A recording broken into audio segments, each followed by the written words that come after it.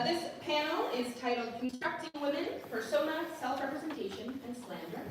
And to start us off, Rachael Klein will tell us all about her thesis, Medal of My Course, Performance of Connection by Elizabeth I, in recognition of her mother, Anne Boleyn.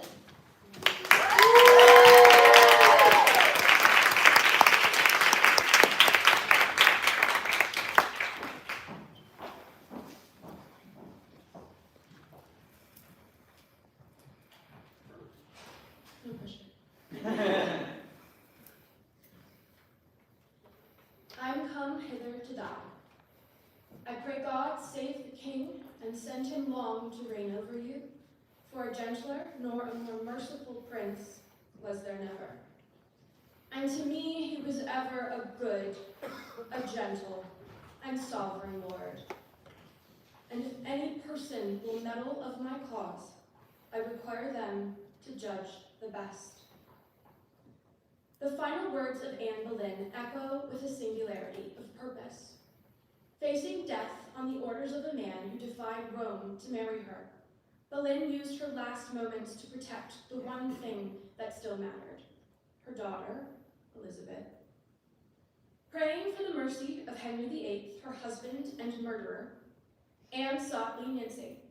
If she openly prayed for Henry, if she publicly declared him a merciful king, perhaps he would look with kindness on their daughter, whose birth brought him only disappointment and desperation. After all, Anne was meant to deliver his prodigal son, and she had failed. Boleyn, who has inspired fascination and intrigue, films and fan fiction, left behind a life riddled with scandal. She was a temptress, manipulator, witch. These stories were vicious rumors crafted by Boleyn's enemies. In reality, she wasn't the wicked stepmother or femme fatale, but a woman of intelligence and faith, charitable, fierce, and complicated. And from the moment her child entered the world, Anne's most treasured role became that of mother. Perhaps her pleas did inspire Henry's mercy. Elizabeth would not only survive her childhood, but ascend to the throne in 1558. She inherited many of her father's traits, his famous temper, red hair, and natural charisma. But Anne was there too. As fearsome and quick-witted, Elizabeth shared her mother's dark eyes. So similar, it's said, that Henry struggled to look into them. He may have killed Anne Boleyn. He may have attempted to wipe every trace of her from the earth, but he was unable to eliminate her legacy. Anne lived on in the daughter she had so loved. The question asked by many, and one I seek to answer, is whether that daughter acknowledged or embraced her mother's memory in return. It's a question often falsely answered. Many historians have asserted that Elizabeth made little or no mention of her mother. Doing so, they insist, would set a dangerous precedent, dancing with a narrative that contradicted her father's and challenging her own legitimacy in the process. Through historical context and an examination of early modern iconography, this project seeks to demonstrate instances of acknowledgement toward Anne Boleyn under the reign of Elizabeth I. These performances of connection have been selected and analyzed as case studies, including similarities between the two women's coronations and a treasured reign, as a means by which to demonstrate not only that the rumor is unfounded, but that the opposite is true. Elizabeth made numerous gestures by a symbolic act in recognition of her mother, both public and private. While public recognition rehabilitated Anne's reputation, those conducted in private display a depth of connection between mother and daughter so profound that even death could not fracture their bond. Whether an act of fate or simply by chance, Anne Boleyn arrived at the English court in 1522 to serve as a lady-in-waiting to the Queen, but it was not long before Boleyn caught the eye of the king. Although married to Catherine of Aragon, Henry VIII was a known philanderer, a reality his wife had learned to tolerate. Moreover, he was a man accustomed to getting what he wanted. but Anne Boleyn would refuse to yield to his desires. Declining to be taken as his mistress, Boleyn made clear to the king that she would be his wife, or he would not have her. The religious, political, and social ramifications of what would follow would be enormous. The king's public courtship of Anne Boleyn, his petition to the Pope for an annulment of his marriage, and a religious reformist movement taking hold within England are each historic events that found themselves intricately intertwined. While individually significant collectively, they become world-altering. The petition for an annulment was, of course, denied. Learning of the refusal, Henry VIII would do the unthinkable, splitting from the Catholic Church and altering the religious makeup of his country in the process. Free to marry at last, he would wed Boleyn in 1533, over a decade after she had arrived at court. The marriage would not last half the length of their courtship, and in 3 years, Anne Boleyn would be dead. It was in Westminster Abbey that Anne became Queen of England. Her coronation, as was Elizabeth's, modeled after her mother's, was full of powerful Tudor iconography, as the king and his new bride strove to reinforce Anne's legitimacy and that of their unborn child. Anne would be coronated with St. Edward's crown, the significance of which is difficult to fully articulate. This crown had been, until this point, reserved only for use when coronating a reigning monarch. Anne Boleyn would be the first queen consort and woman on whose head it was placed. This unprecedented deviation from the rules of coronation articulates Anne's lawful right to be queen. Through the visual link to St. Edward, it explicitly brings the authority of the past, a visual emblem of legitimate succession.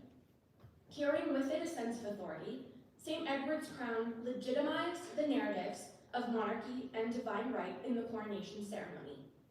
Anne was anointed with holy oil and vested in the same regalia that would cloak her daughter at Elizabeth's own coronation ceremony 26 years later, as she was made Elizabeth I, only the second reigning queen in English history.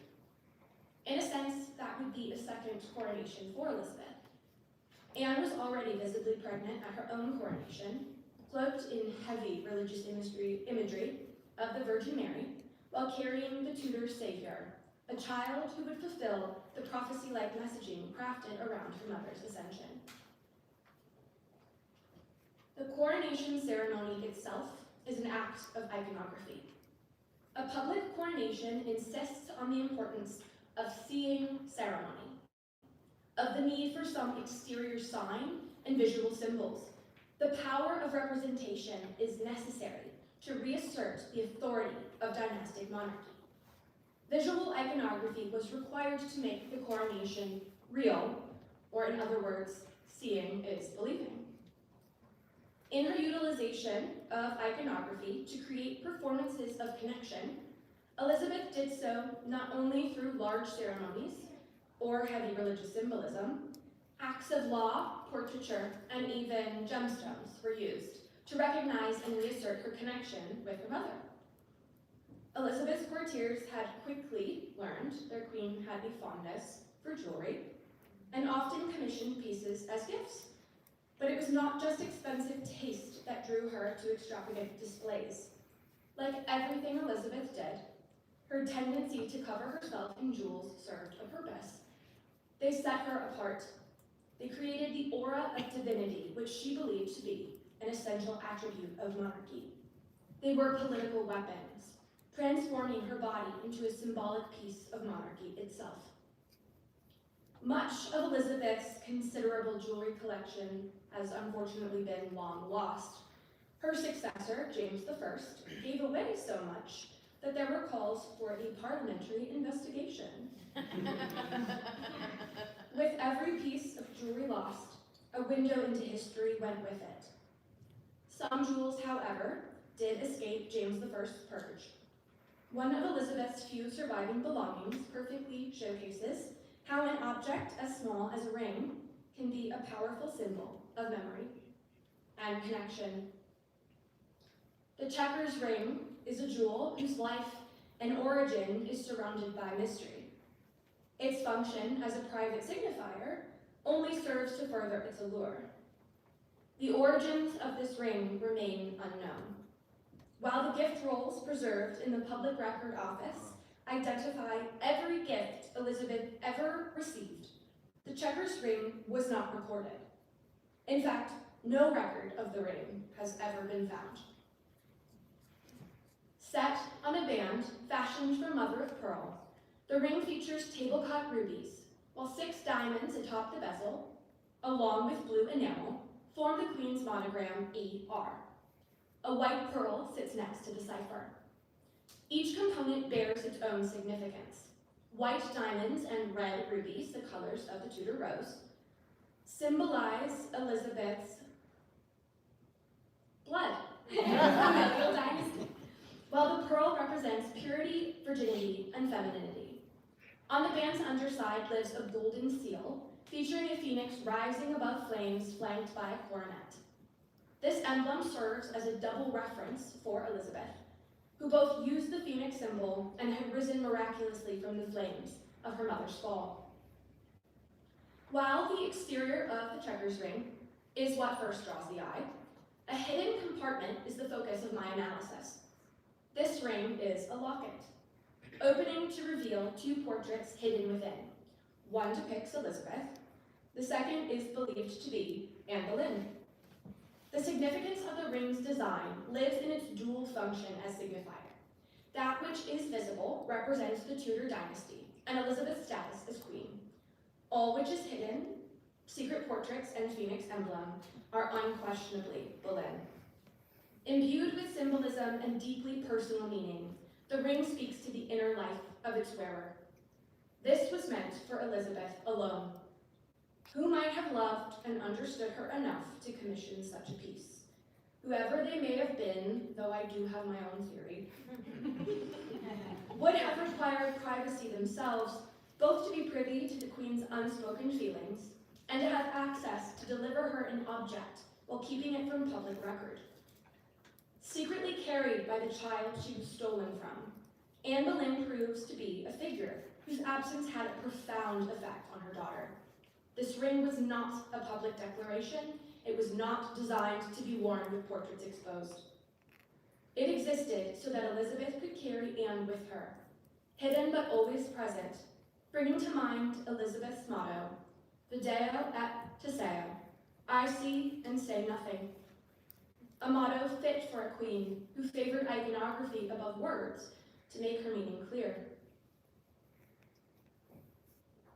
Following Anne's death, Henry VIII would attempt to erase his second wife from history. Every portrait, engraving, or mention of her was to be eliminated, and he may have succeeded had it not been for their daughter, whose devotion to her mother would spell failure for Henry's attempt at rewriting their story. Elizabeth I would be a source of renewal for Anne, vindicating her late mother and helping to repair her legacy. There are those historians who will argue these acts of rehabilitation were political moves, made by a woman whose shrewd talent for managing the royal image understood that in repairing the world's perception of Anne, she would only further underscore her own legitimacy. My thesis seeks to prove not only the fallibility of this claim, but that of the belief that Elizabeth maintained little to no attachment to her late mother.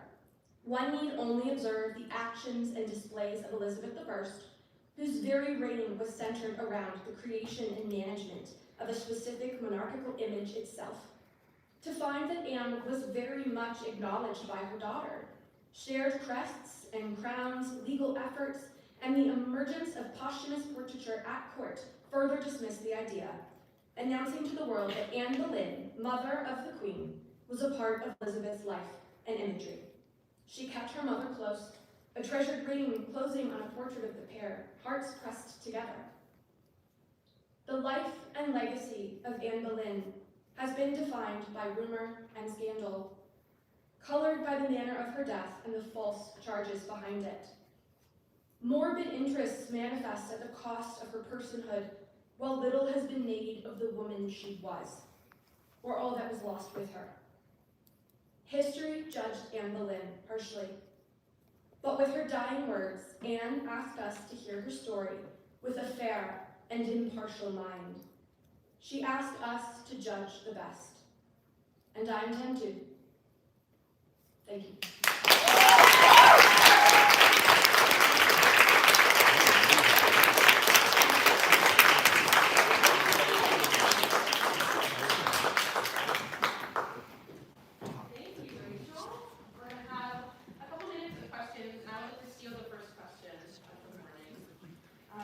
Wonderful work. It's so great to see such specific details in your research.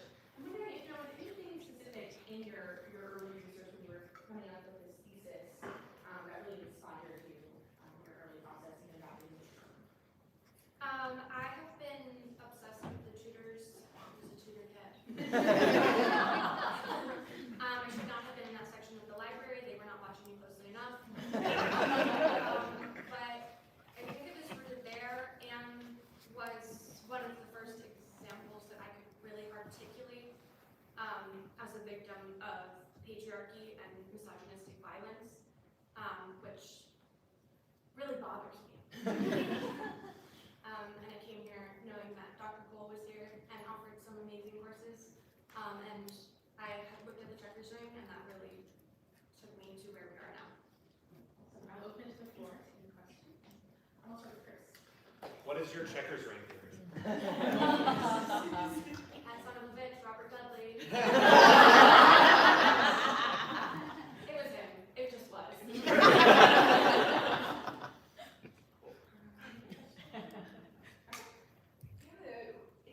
As you continue the thesis process, is there something big that you are wanting to continue to explore that you didn't get to touch on today in your presentation? There is so much. The more that I read, the more that I realize how much reference and hidden pieces of Anne there are. The more I read about the coronation ceremony, the more I realize how much is there, and you could probably write an entire thesis just on that.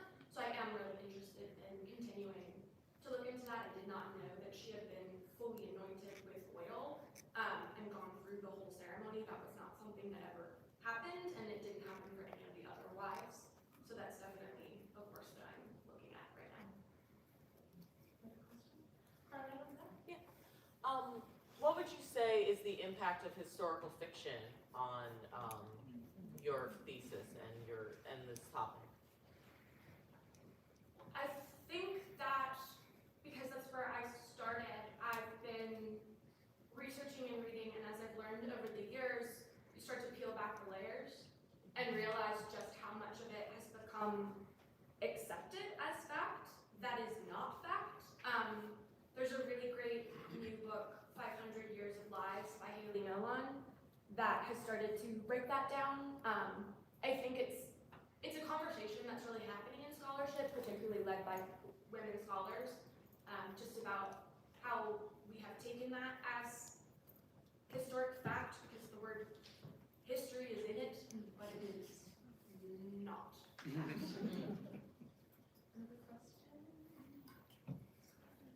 Right here. I was wondering whether you've come across any evidence of Elizabeth making mention to or public statements about any of Henry's other wives. She knew them all. As she got older, she was very close with Catherine Parr, who was the last wife, and actually lived with her for a while after her father's death. Although that did end in a fairly traumatic event with Catherine Parr's soon-to-be husband, who thought maybe he could be Elizabeth's husband. But Anne Cleves also attempted to have a relationship with her stepchildren, and Catherine Howard was only about 15, so there wasn't as much there. But she did have relationships with most of them. Thank you. I have time for one more question. I saw that your thanks slide gave thanks to Virginia tenant landlord law. Would you like to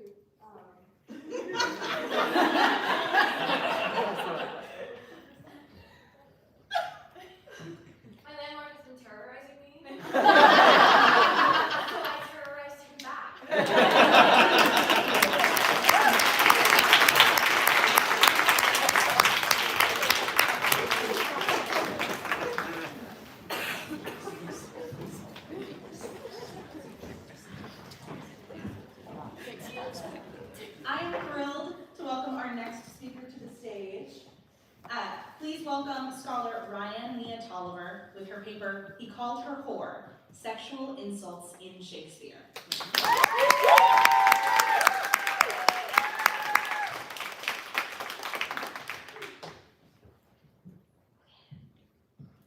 Good morning.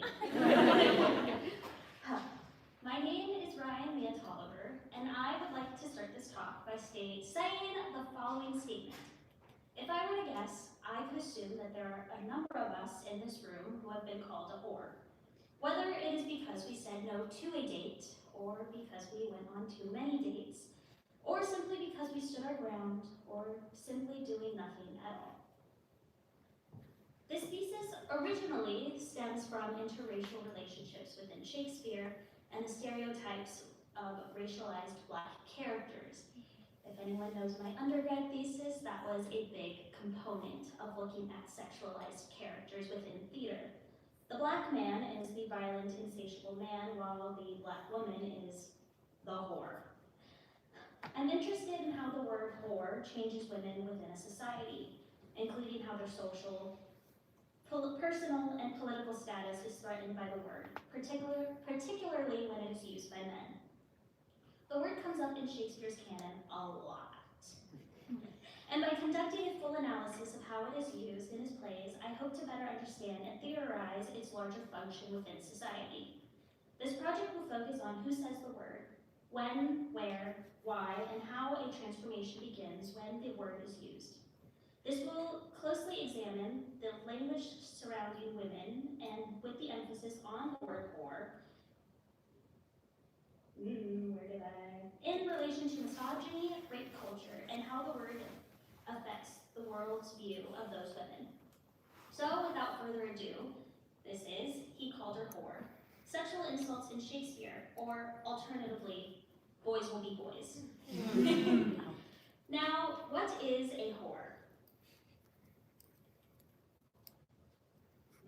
There we go. Okay. According to the Oxford English Dictionary, a whore is a woman who engages in sexual activity in return for payment as a means of livelihood or female prostitute. The prostitute as a noun has a similar definition. A woman who engages in sexual activity in return for payment, same thing. Dated in 1607. However, as early as 1530, the verb to whore, to prostitute, means to debase, dishonor, or put for sale. To offer sex indiscriminately in return for payment, to put to work as a prostitute. Using the word whore against women is dishonoring their image. It changes their reputation. This definition is important later in the presentation. To talk about whores, we have to look at the topic of prostitution and the history of it.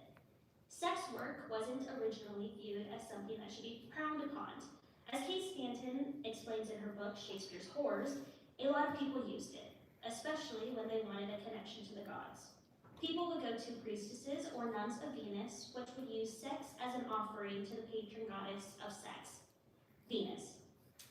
The nuns of Venus viewed sex as transactional, according to Stanton. It was nothing to be ashamed of, it was honest work. The transactional aspects went in tandem. Stanton argues that the second oldest profession for women was a banker, handling money that went along with the rites of Venus, with prostitution being the first oldest. The term whore is obviously very derogatory, and most people within the sex work community find it very offensive. When it is used predominantly towards women or femme-presenting people, typically it is used by men who wish to feel empowered or make them feel lesser than because of their occupation. In The Responsible Guide to Talking About Sex Work in Media, author Amarna Miller states there are 5 common misconceptions when it comes to sex work. The first common misconception is that sex workers are either the victims who are abused and forced into sex work against their will, or the perfect rich girl who engages in sex work as an act of rebellion. Both of these statements are completely wrong. On one hand, it takes away the agency of women who are willing to participate in sex work and who try to make themselves visible and fight to make conditions safer. On the other hand, it glamorizes the work, the Hollywood effect, as it is sometimes referred to. It glamorizes women drowning in money, but refuses to talk about the ramifications. The legal side, the fact that housing is not guaranteed. Sex work ends up becoming dehumanizing to sex workers because it is often paying those paying for service end up seeing them as objects, which become unsafe. The second misconception is that a majority of workers are either victims of sex trafficking. Once again, it takes away the agency of sex workers and waters them down to people who are dehumanized and infantilized, turning them into people who need to be saved. This mindset encourages abolitionists to keep changing the narrative of consent for these workers. The third statement is that drugs and prostitution are always working in tandem. Because of those common misconceptions, it reinforces myth about the lifestyle and makes the situation much more dangerous and puts sex workers in unsavory situations. The fourth misconception is that sex workers are nymphomaniacs. The sex workers are addicted to sex, that they're insatiable to the point that they turn to sex work to satisfy their own needs and desires, which could not be more wrong. The fifth misconception is that the body for sale. The thing being sold is the sex provided, not the actual parts of a human being. The service is the goods, not the person. But by treating the body as what it is for sale, the misconception turns sex work into a form of slavery. Instead of sex workers are providing a service. So how does this relate to Shakespeare? Shakespeare and his company have connections to prostitution, such as Southwark, the site of the Globe Theatre, which has a long association to prostitution. Southwark was the home to many brothels. James Burbage had leased the theatre from Giles Allen, who owned many brothels in the area. Despite this, there are not many actual sex workers depicted in Shakespeare's play. Mistress Quickly and Doll Tear Street from the Henrietta, the Bawd from Pericles, Mistress Overdone from Measure are only the few named sex workers, and amongst that list, Doll is the only one to self-identify as whore. Doll, however, uses whore when something is done to her, i.e. when Pistol is talking bad about her. He is creating a different image of Doll that is further from who she is. This leads into the transactional connotation of the work. Stanton states on page 40 of her book, I believe that there's also Bianca in Othello, who is also called a whore, but I believe that as long as we call Desdemona is not a whore, because the real whore is Bianca, we continue to give cultural distinction to the abusive word of the term for women of any status who are not professional workers, like Doll Tear Street, who owns the word by applying it to herself. Doll, one, who says the word is male-proclaimed, self-proclaimed in her society's degrading version of the Nuns of Venus or the Priestess of Venus. Again, the Nuns of Venus use sex work to make offerings. They are paid for their service, much like sex workers. Whores, prostitutes, sex workers have sex as a way to make a living. The word whore is the result of their actions determined by men, the one who are paying for their service, and by saying the word. So it could be argued that men are actually the whores and not the sex workers. Mistress Quickly is the tavern keeper of the Boar's Head in Henry IV, Part 1 and 2, and often defends Doll from disgusting men. Her name is often associated with sexual meaning, quick lay, quickie. Then on page 47 of Shakespeare's Whores, Stanton infers that Hostess Quickly often denies male sexual humor at her expense because she is married, and refers to herself as an honest man's wife. However, because she has many high-status customers, she cannot speak against them. Mistress Quickly is the subject of Falstaff jokes, who denies the attack on her virtue. However, she is to be cautious because there is a distinct class difference between herself and Falstaff. She is the subject of sexual harassment within the play that men may have not experienced sexual harassment during the time period may have found funny, while the women who know the humiliation of these jokes can often sympathize with her. So here's what I plan to do. The word whore is mentioned 45 times in 92 speeches in 22 works. Whores, plural, is often Austin is mentioned 8 times in 45 speeches in 17 works. Between the two, they overlap within 5 works: Antony and Cleopatra, Henry IV Part 2, King Lear, Measure for Measure, and Timon of Athens. Stanton states in Shakespeare's Whores that the word whore is used to spit out abuses towards women who refuse to fall in line with the rules set by men. It is also used towards women by other women who don't hold themselves to virtuous standards.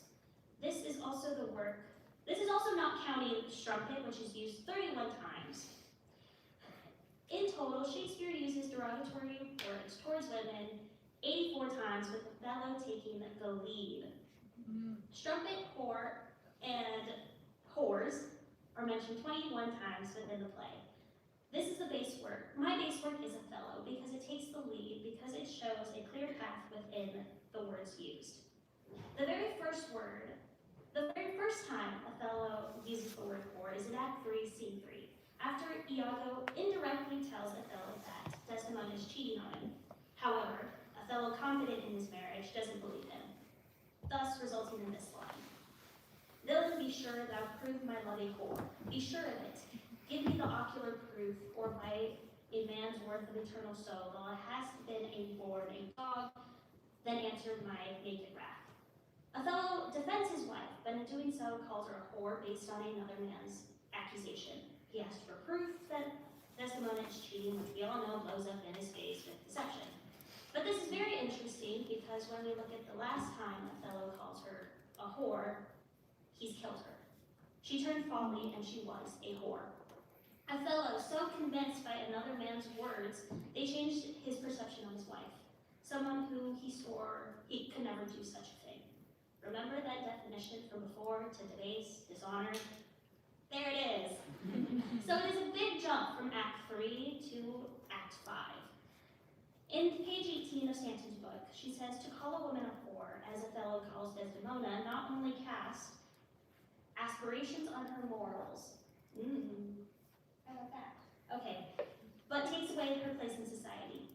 We as an audience know who Desdemona is. We know that she has always been faithful to him.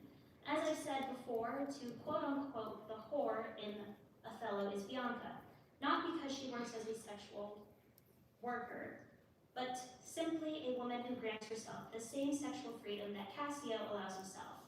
A man who deems reputation as so important, as Stanton states on page 43 of Shakespeare's Whore. Society deems Bianca this way because a woman's virtue is all she has. She's going against societal norms by claiming the word. Can a word have power when a person refuses to let it define them? Do men still have the power when the word they use to hurt actually does no harm? Othello is the person throughout the play who uses the word whore the most against Desdemona, mentioned 5 times, each more aggressive than the last. What? Not a whore? Othello says this to Desdemona as she insists she has never been unfaithful to him. But Othello is too far down the rabbit hole of lies. He is shocked and has developed an inability to believe her. This was created by Iago out of jealousy. These lies have created a different, separate person of Desdemona, one being the one that the audience know is true, and the other being built on the web of lies surrounded by one word. Here's my observation. Desdemona throughout the play does not change. She remains faithful even when Othello pushes her away and demeans her. The other, she doesn't know the information that Othello thinks he does. And 2, she's his wife.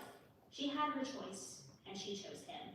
To quote Othello himself in Act 3, Scene 3, "For she had eyes and chose me.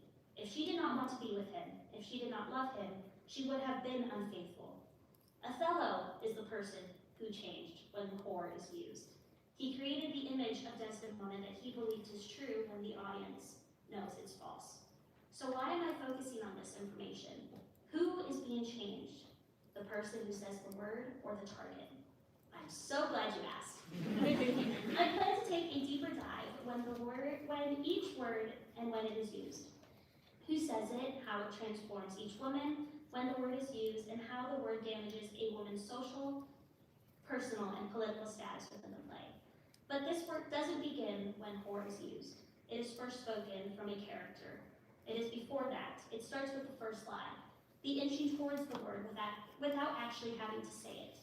Like when Iago implies that Desdemona has not been faithful, when Iachimo assaults Imogen and lies to Posthumus.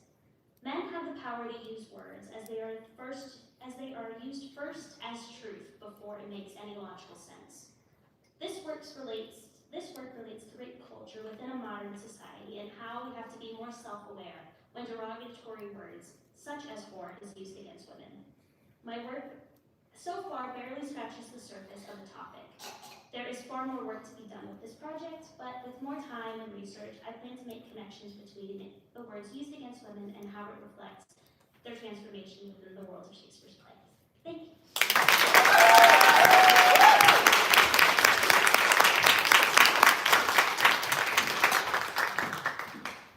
Ryan, thank you so much. I'd love to start off with a question that I'm so curious about, based on my previous scholarship, in interaction with your scholarship. I was wondering whether you have thought about modern production history and productions that whore or prostitute female characters to increase the sex appeal of their production and sort of sex sells way. I have been thinking a little bit about that. Not as much, but I think it would be a good thing to do. Especially because one of the times that horror is used is in Hamlet. And then the ASC's recent production of Hamlet, it was a white woman and a black man, with the white woman playing Hamlet, the black man playing Ophelia. And I really thought about the sexual relationship between both of them and how Hamlet tells Ophelia to go to a nunnery, which recently I have found out that nunnery in some cases is sometimes referred to as a brothel. So it was very interesting to see, like, you're telling a black man, as I stated, the sexual black man to go to a brothel. Great, I'll open it up to questions from the audience. Annalise. Hey, I was wondering if you found in your research, if you found any instances of other women calling women whores and how that changes that interaction. Yeah, everything just blanked on my blanked. Amelia in Othello uses the word whore. I'm trying to remember, like everything just blanked for some reason. But she uses the word whore. Desdemona uses the word whore as well. However, I see that more as a general term against, like, around women that she can't say whore. So yeah, I hope that answers that question. Yes. Yes. Oh, yeah. I'm really taken by your looking into the way that usage of the word transforms the person using it, not the target. And I'm curious as to what went into your decision to consider Othello as the primary case study and leave out something with something like Antony and Cleopatra that also has a high proportion of usage. Yeah, Antony and Cleopatra is the second most play to use it, with Othello being the first. And I was focusing on that because of the cheating scandal surrounding the play and how Othello was very convinced that Desdemona was not cheating and how that is changing his character throughout the play because he's getting more and more convinced without actually having to talk to Desdemona about it. Yes, One of the, there's a quote from your presentation, can a word have power when a person refuses to let it define them? And I would just love to hear more of your thoughts on that. yeah, because my presentation is focusing on how the word changes a person, if someone else does not let it, are they still the same person as they were at the beginning of the play versus the end? Another question. Irene? With Othello and Antony and Cleopatra being the two plays that you said use the could be some kind of connection with both plays having one character who is so extremely othered? Yes, yes, I believe so. Because Cleopatra is supposed to be this other character of a Black woman in Africa and Othello being the Moor, I believe that, yes, there is that connection of sex between both races of characters, especially through historical lenses, especially when you're looking at it through Jim Crow laws in the Jim Crow era of caricatures against Black people. Well, thank you so much. That is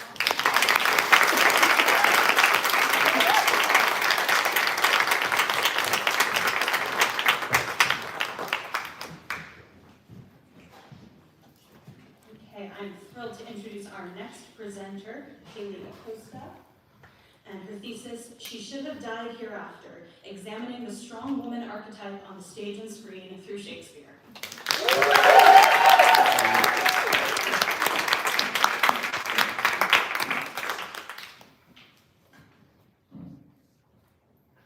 Good morning. My name is Haleigh Acosta, and you guessed it, I'm here today to talk to you about women. Particularly, the strong woman archetype in Shakespeare on the stage and screen. In my thesis titled, She Should Have Died Hereafter, I want to examine specifically how portrayals of Cleopatra and Antony and Cleopatra, and Lady Macbeth and Macbeth are affected by and changed based on what we define as strength found in women. Throughout my own life, adjectives such as fiery, opinionated, stubborn, and strong have been used to describe me. Now, these adjectives might not inherently be seen as negatives, but as a woman, they were. For the majority of my life, I have carried these adjectives with me with the understanding that the world saw them as negative attributes. However, I began to wonder why these attributes were so negative to me, whereas they were seen as complementary to men. Similarly, Shakespeare's Lady Macbeth and Cleopatra are seen as some of the strongest women to exist on the stage, and that's according to a few scholars such as J.G.R. Penton, A.C. Bradley, Christina Leon Alfar, and M. Virginia Vaughan, to name a few, but are also regarded as being monstrous or evil for possessing what society would consider masculine traits. But Gail Kern-Castor, in her landmark work, The Body Embarrassed, notes that women were also demonized for their lack of self-control, which she explores further through the leaky woman theory. Male critiques of women center the issue as being, quote, women's bodily self-control, or more precisely, the representation of a particular kind of control as a function of gender. That is, the strong woman was the one who could overcome her inherent leakiness and exert control over her own body and representation. Well, this is a misogynist way of thinking. It leads me to exploring how women who exhibit self-control are presented as strong, but also sometimes presented as not being the right kind of woman. In this paper, I will explore how women adopt personas in order to be perceived as strong in a given environment, in order to examine how this idea relates to Shakespeare's Cleopatra and Lady Macbeth in performance. Now, to do this, I must first define what I mean when I say persona. According to persona study scholars P. David Marshall, Christopher Moore, and Kim Barber, quote, persona is a projection and a performance of individuality, destined for some type of audience, some community, and some collective. The collective is somehow part of this fabricated performance of individuality, end quote. Another phrase used to describe persona is an industrialized agency, which has been particularly explored through the use of online expression.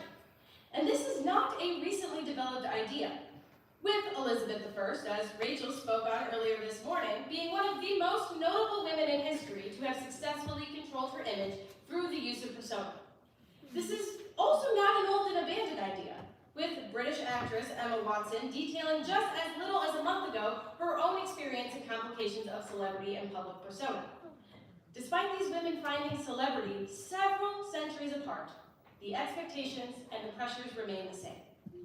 While women have made incredible strides in society, the concept of having to mold and create a different version of yourself in order to have autonomy in the world around you remains a prevalent experience for women. It's almost habitual for the women in the room. How many times have you found yourself changing your posture or the register of your voice in order to appear differently to the people around you, whether it was more polite, more feminine, or more acceptable? Whether on as grand of a stage as Elizabeth I, as celebrated an actress as Emma Watson, or walking through your everyday life as a woman in Stanton, Virginia, persona plays a role in how we present ourselves to the world. In context with Watson's experience with persona and celebrity as an actor, Mary Luckhurst and Sandra Mayer explore the direct ramifications of persona and celebrity in a theatrical context. Persona studies in particular, quote, tend to treat the actor or actress as the object of commodification and media appropriation, and, often too readily, assume that they have limited negotiating control over the construction of their on- and off-screen personas, unquote. They also identify a root problem that, quote, has often marginalized the actor's voice, wrongly represented the performer's body as an empty vessel, and misrepresented the complex labor of creating screen roles, particularly in the case of women, end quote. So, how does this all relate to Cleopatra and Lady Macbeth? I'm so glad you asked. While we see Cleopatra and Lady Macbeth as larger-than-life figures who have their own sort of celebrity status, they're also women being constructed by men. In the early modern period, the expectation of a woman's role in society, as well as the general view of femininity, impacted the way female roles were both rehearsed as well as performed. As women were traditionally performed by boy actors during Shakespeare's time, their training of how to embody the role of a woman was greatly influenced by the perception of women, rather than a woman's experience. At their core, Lady Macbeth and Cleopatra are women who have had to fight for autonomy, representation, and space. To demonstrate this point, I'm going to first talk about Sophie Okonedo's performance as Cleopatra in the National Theatre's 2018 production of Antony and Cleopatra. The most unique aspect of this particular production was the direct inspiration that global pop star Beyonce had on Okonedo's characterization and performance as Cleopatra. Beyonce is perhaps one of the celebrities who has the most powerfully constructed and complex public and mediatized persona through which she projects a carefully curated image to the world, both as a way of retaining autonomy and capitalizing on her personal brand and marketing. In a way, Okonedo's characterization of the Egyptian queen combines the pop culture icon status that Beyonce and Cleopatra seem to share. Sunyata Iyengar points out that part of Beyonce's image is the, quote, digital curation of the images and video from her life that she chooses to disseminate, and the emotional labor of always seeming to be on, available, and performing. Piecing together the similarities between Beyonce and Okonedo's Beyonce-inspired Cleopatra, Iyengar notes that both of these powerful women have a certain appearance of hard work coming easy to them, and the cultivation of power of sexuality to ascend over the stereotypes found of Black women. It was particularly Beyonce's groundbreaking visual album Lemonade, released in 2016, which had a mighty influence on Okonedo's Cleopatra. Particular creative choices made for the Lemonade visual album combined, quote, marketing savvy with genuine political and social critique.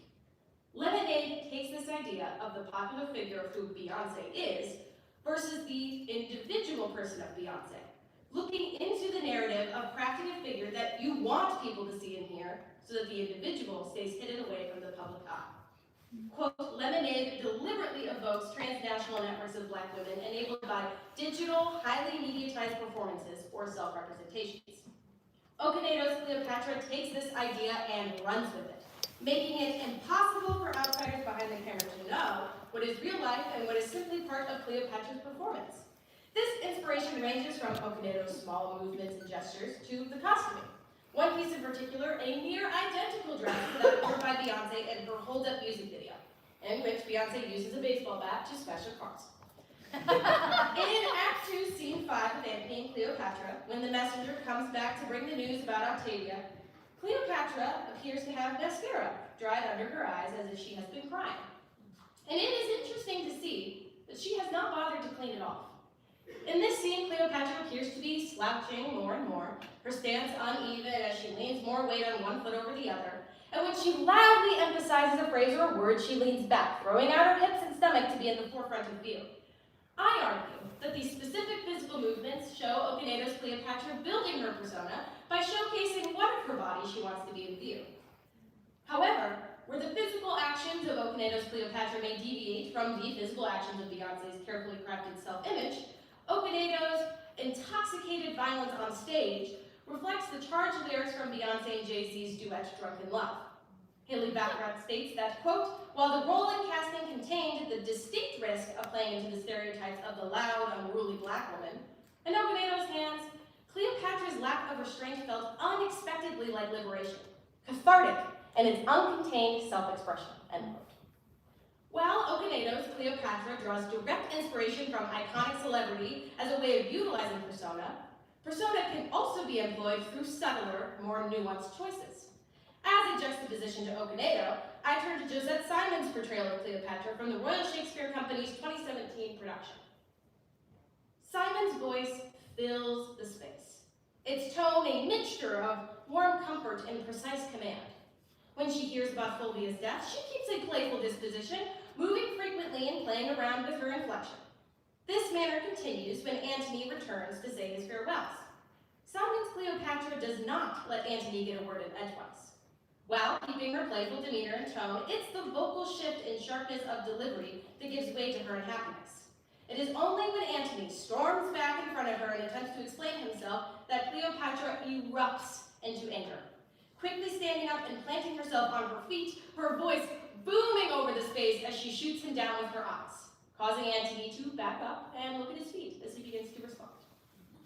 A prominent moment for Simon's Cleopatra is when she kicks out the messenger after delivering the news of Antony's marriage to Octavia. She wails about the stage, plopping herself down on the steps when she suddenly slaps herself in the face, her entire facial expression changing in a mere instant. This moment seems to demonstrate the desired control Simon's Cleopatra wants in terms of words and appearance. When she notices the persona slipping into her own self, she snaps herself back in before she loses it completely in front of an audience. However, it is in her final moments that Simon truly utilizes her appearance and words to exude power and control. When Caesar enters Cleopatra's monument, she solemnly bows before him. She begins to cry when speaking to Caesar, attempting to keep her strength and composure, but it continues to crack and break, her posture slumping as her breath breaks and the weeping takes over. However, as soon as the Romans leave, she rises up, wipes the tears off her face, and snaps out of her sorrow, making fun of him and his boy-like confidence as she begins to enact her plan. In a shocking turn of events, Cleopatra settles near her throne and she removes what is revealed to be a wig, showing off her shaved head, which she absolutely rocks. As she looks at the basket of snakes, she's silent for a moment, and then she addresses herself on stage, showing a moment of pure vulnerability before Iris and Charmian dress her in an ornate robe and jewels as she proclaims the power that she is enacting. In a way, Simon's Cleopatra's final moments of undressing to putting on an ornate clothing is her final way of embracing her persona, showcasing the power within it in her final moments. Along with putting on the robe, Simon's Cleopatra removing her wig is a way of reminding the audience of the real woman beneath the persona, thus showing that Cleopatra is her own construction. Okonedo's and Simon's performances as Cleopatra are just two examples of the ways women adopt a persona in order to protect their own autonomy in a world bent on tearing it down. Even the most powerful of women have to create a persona to fit into society and be deemed as acceptable. Throughout my research, I have seen this to be true of not just celebrities like Emma Watson or historical figures like Elizabeth I, but for the everyday woman who just wants to post a picture on Instagram. As I continue my research, I hope to take a deep dive into how the text of Shakespeare's Macbeth and Antony and Cleopatra reinforced this idea of persona, and the areas in which Lady Macbeth and Cleopatra reclaim their autonomy by molding a persona that grants them control over their own representation. In the same fashion as the National Theatre's 2018 production and the Royal Shakespeare Company's 2017 production of Antony and Cleopatra, I want to explore how stage productions and film adaptations of Macbeth utilize the concept of persona with Lady Macbeth, and to dissect what makes her use of persona different from Cleopatra's. Finally, I want to investigate how the suicides of Lady Macbeth and Cleopatra impact our understanding of where strength is found in these women. I desire to examine the disappearance of Lady Macbeth at the end of her play and the lingering impact of Cleopatra in the finale of her play, and how those influence our understanding. We as women have come a long way in the world, and the fact that I'm able to stand in front of you all today and present research that is deeply important to me is a testament to that fact. However, if we want to continue to further women's position and autonomy in our world, the questions and ideas surrounding the work that goes into constructing a persona to have autonomy are concepts that we cannot be afraid to investigate. I hope that by researching these two influential women, my work can further the mission that many women before me have started. Thank you.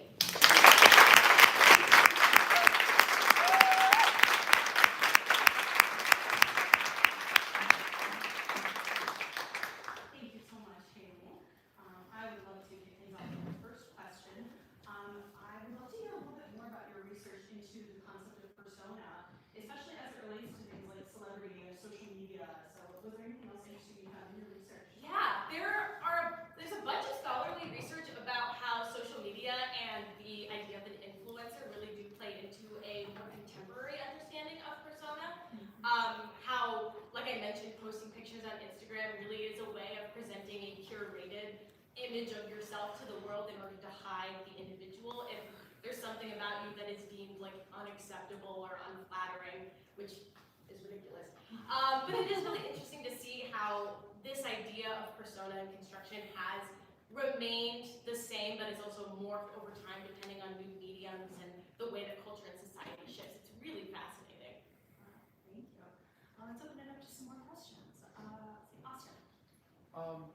Given the language used by the Romans about Cleopatra, I'm curious if there's something in there about the kind of privilege of men in that play, or just in general, being expected to perform authenticity, that they don't have to construct a persona? Yeah, that is a fascinating question. I haven't really looked into how it affects men particularly, since I'm really focused on the way this impacts women as a whole, but it definitely does impact men in a different way. I just don't fully know what that looks like. That's a great question. I saw in your title that you mentioned examining these characters on the stage and screen. Are you going to be examining also films with this, or is it just like film productions, or sort of how does the screen come into it? Yeah, that's a great question. I have watched a bajillion films, adaptations of both Antony and Cleopatra and Macbeth, and it is really interesting how the use of persona differs, especially depending on the time period that the film was created. I watched the 1960s production, the film Cleopatra with Elizabeth Taylor, which isn't a direct adaptation of Antony and Cleopatra, but it does use a lot of the same events since it was historical. And there's also a 1970s film of Antony and Cleopatra that is a direct adaptation, but the difference is the actor playing Antony was like the star power, and then the actors playing Cleopatra in the 60s was the star power. And so how does that change the way the character of Cleopatra is characterized and perceived based on not only the decade, but then also who was like the star in terms of the production? It's really fascinating, but yes, I will be looking at those. Thank you. Irene. I'm wondering if there could be, is there a sort of connection with these two women and their perceived like masculinity, or the way that they're perceived based on potential ethnicity, with Cleopatra being Egyptian and Lady Macbeth being Scottish? Yes, yeah, I have done a lot of reading into the othering ramifications in terms of ethnicity and race, and how they do differ, not only in like the time period that like these plays are set, but then also Cleopatra being an African woman versus Lady Macbeth being a Scottish woman, and how that also plays into the persona and the construction of who they are, and then also the fact that Cleopatra is almost always surrounded by other women on stage, versus the fact that Lady Macbeth is never with another woman on stage and is always isolated, and how that also plays into how they are characterized and portrayed. I'm interested in how this idea of persona interacts with the like early modern context of like how these women were written onto the page, and if any of your research is going to look into historical context of women in the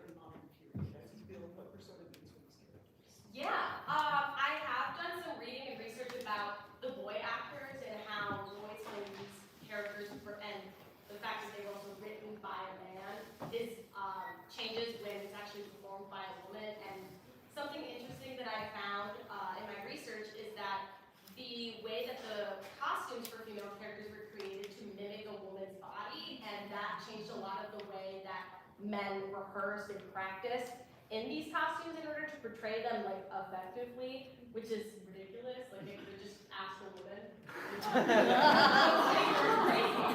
But yes, I will be also looking into like the historical context. That's like the first chapter of my thesis. Yeah. We've got one more, Sarah. Just out of curiosity, outside of Lady Macbeth and Cleopatra, are there any other like female characters within Shakespeare's canon that you would defy falling under like the strong women like archetype? Yes. I think it's tricky because there's actually no definition for strong woman. That's not a thing. Like you just made that up arbitrarily and just kind of throw it on to like what we deem as strength. So a lot of my research is kind of like debunking that and being like, why do we do that? There's no definition. That's silly. But for the purposes of my thesis, I am just focusing on Cleopatra and Lady Macbeth because there's so many case studies involving that. Thank you. Thank you so much.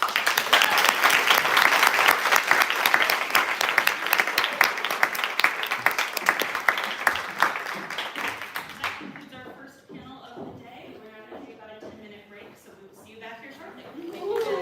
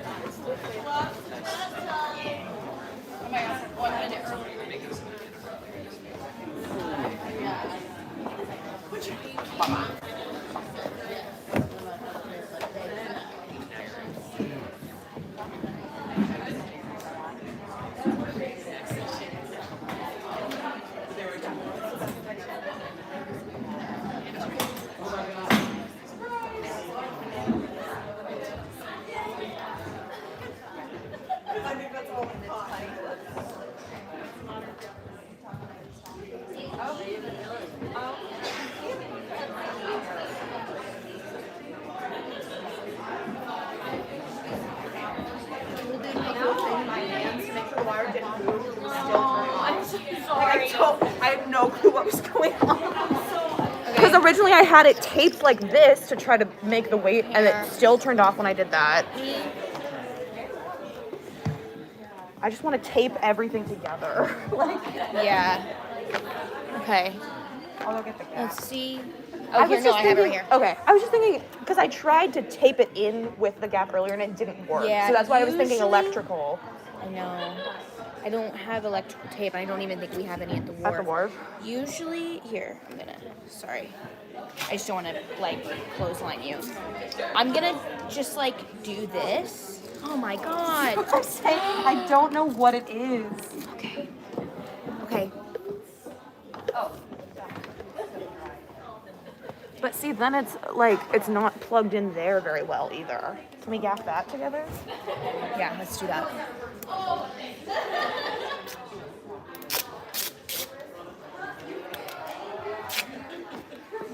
And like, around, and around. This is so evil.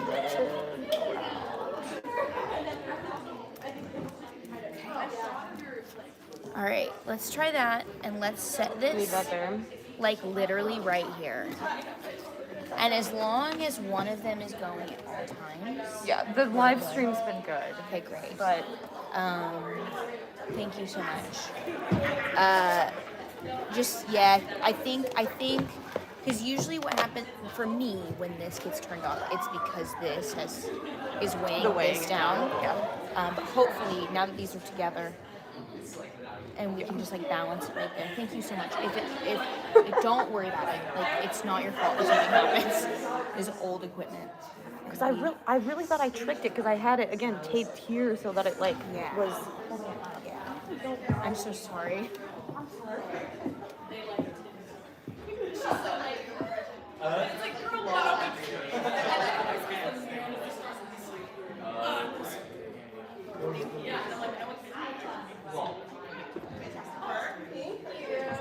Too many connection points. Something's gonna happen. Thank you. It was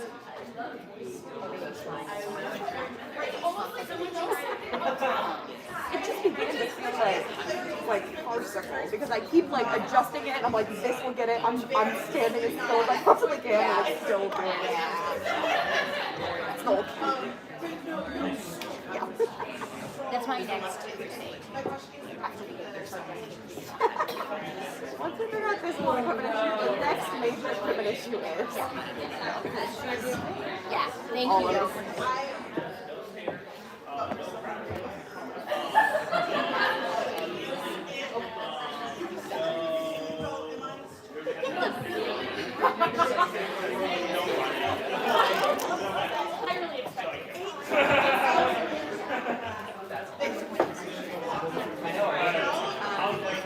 No, I think it's because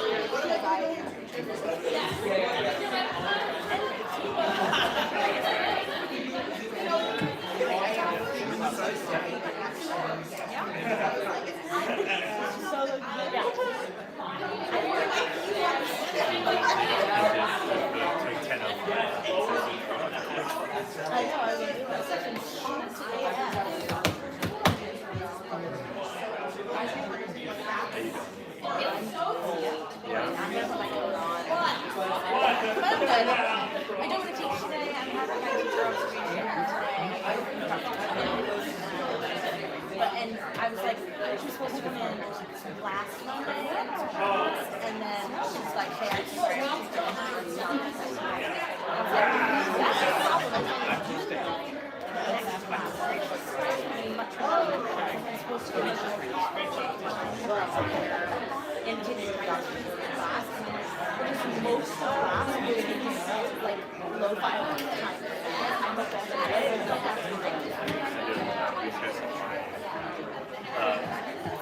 I'm not talking about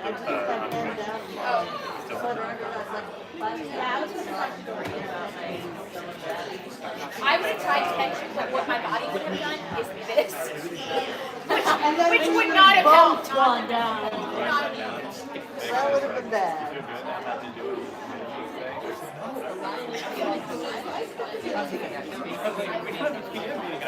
I know.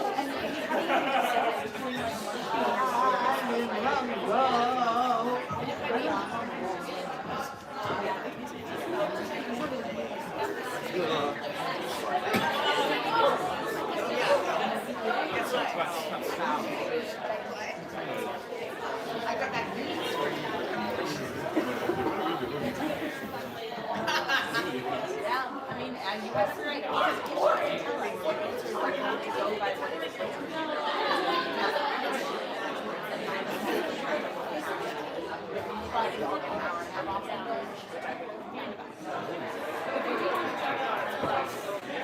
Stop it!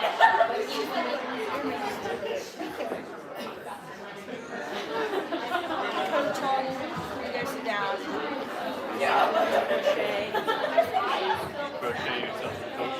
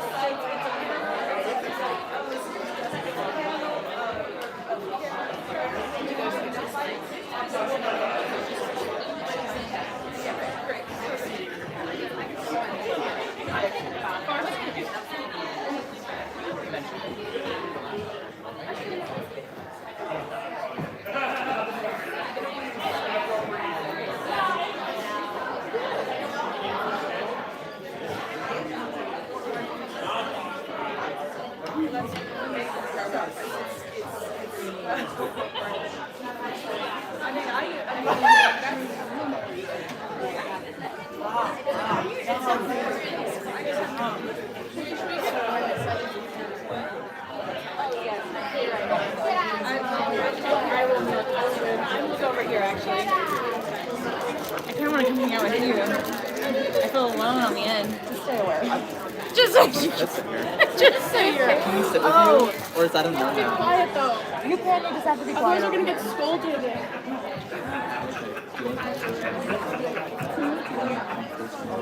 Wait, I want to hear. No, Gabby. I'll be honest.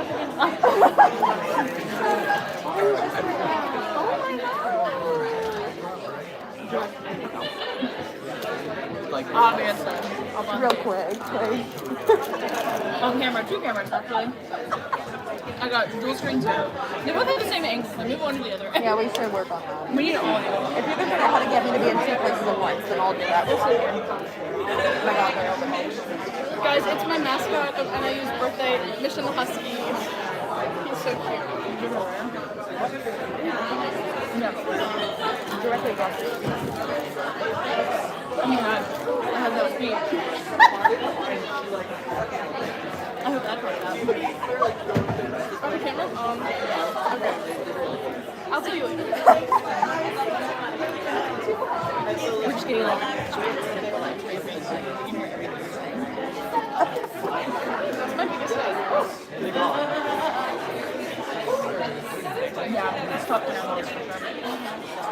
Okay, I want one of those. Where'd you get that? Right by the bathroom, there's a bunch of them on the shelf. Josie, go.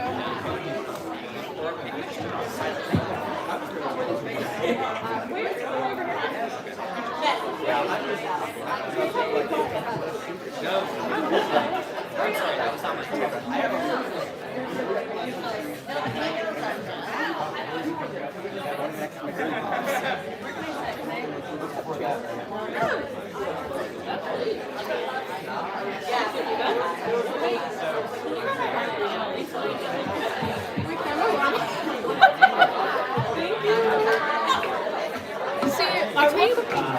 Are we codependent?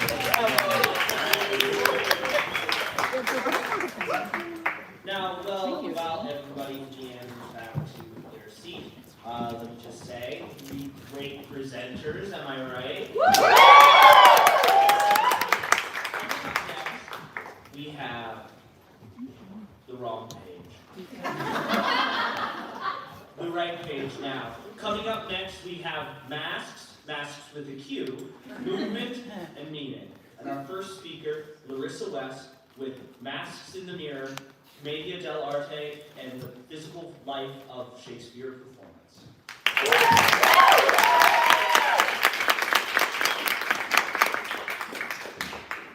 Hello. When we act in stage or in life, we lead with something. Our hearts, our heads, our stomachs. We do this not because we are trained to, but because that's what we as humans do. Hello, I'm Larisa West, and I'm so excited to share my thesis work as of now, Masques in the Mirror, Commedia dell'arte, and the Physical Life of Shakespeare performance.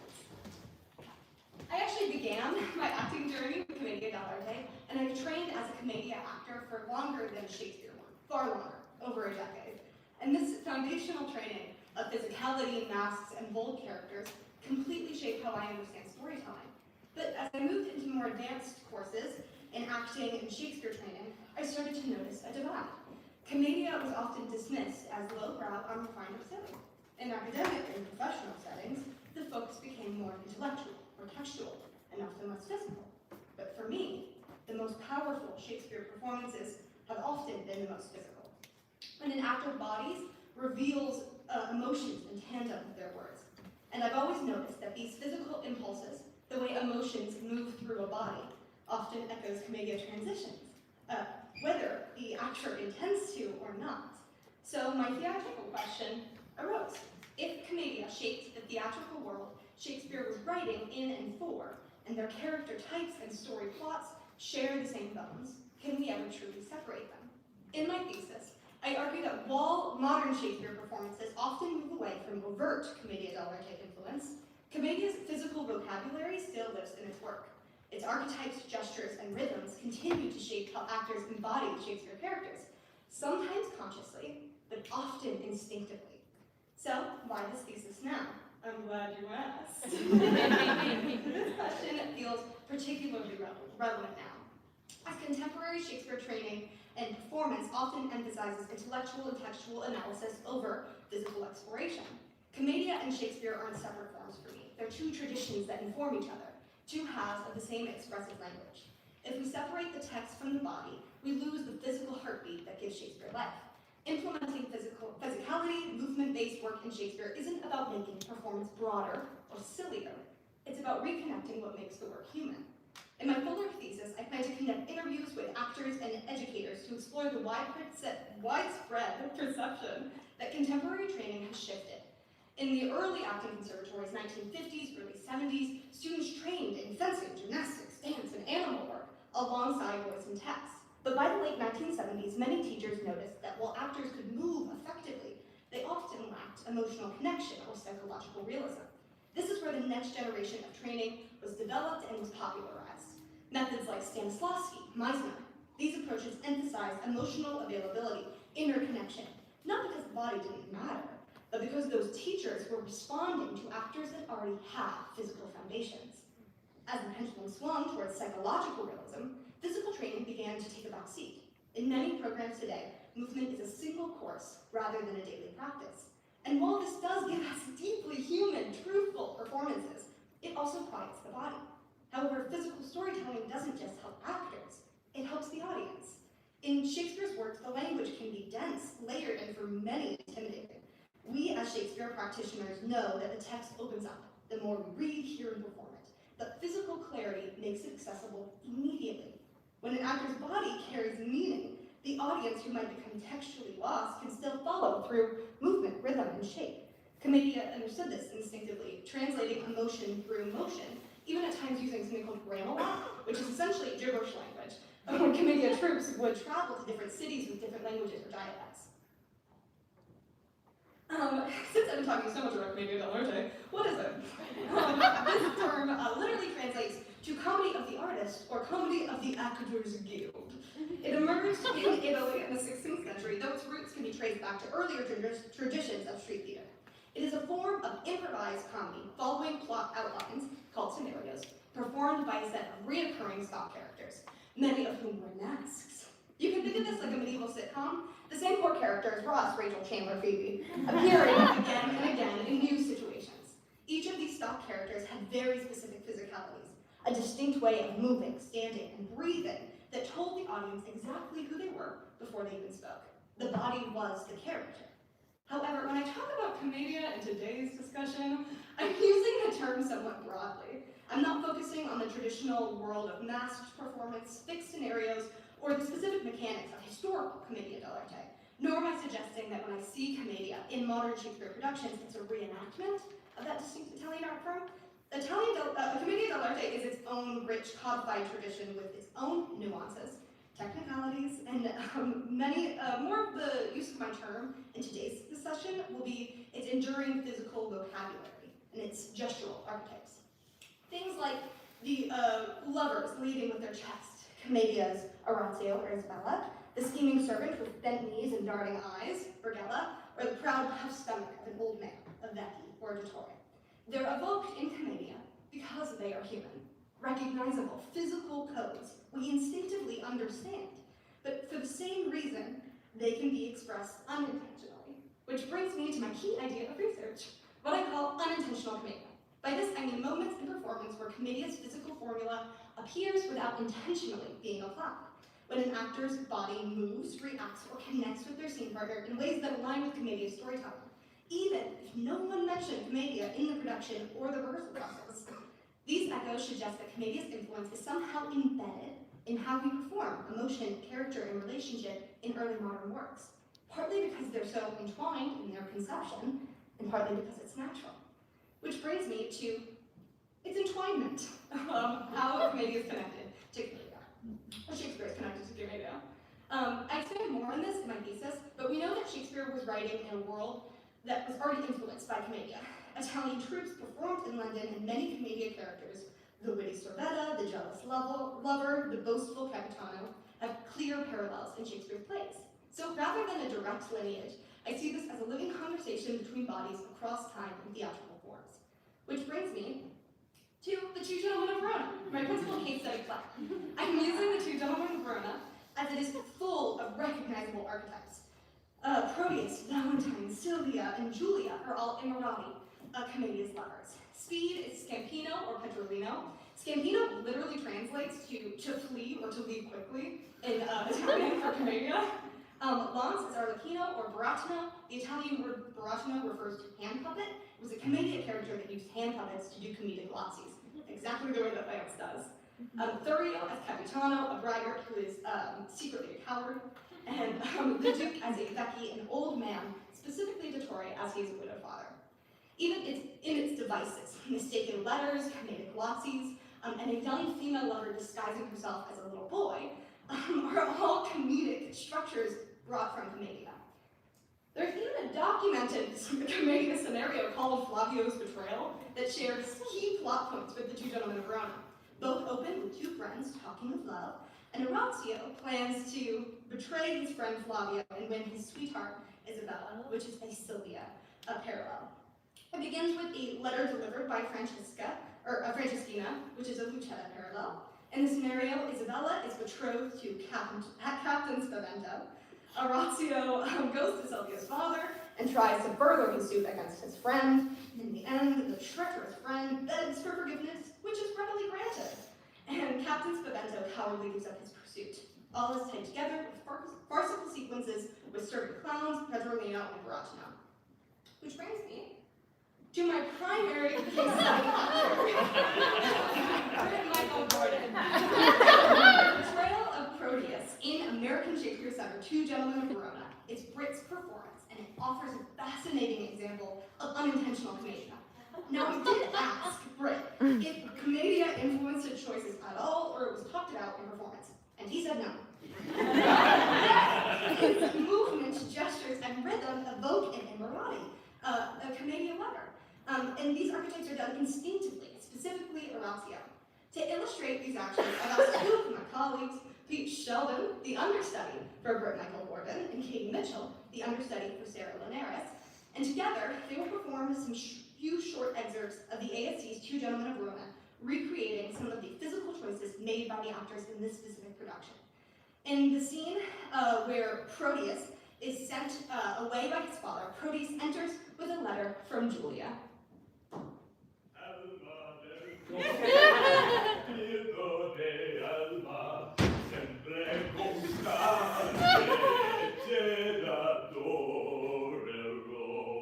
Sweet love, sweet lines, sweet life. Here is her hand, the agent of her heart. Here, her oath of love, her honor's pawn. Oh, that our fathers would applaud our love to seal our happiness with their consent. Oh, heavenly Julia.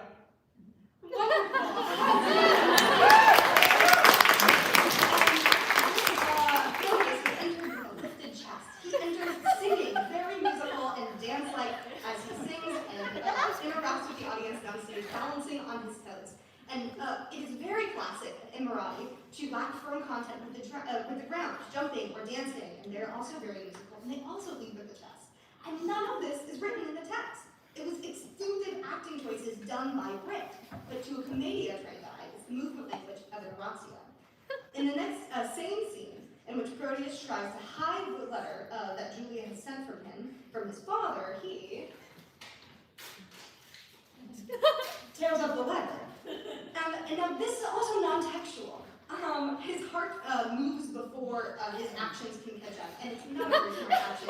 It's impulsive, physical, and emotional, and an acting choice done by Britt in the moment that mirrors an archetype of an Emirati. In the parting scene between Julia and Proteus, in which they exchange rings,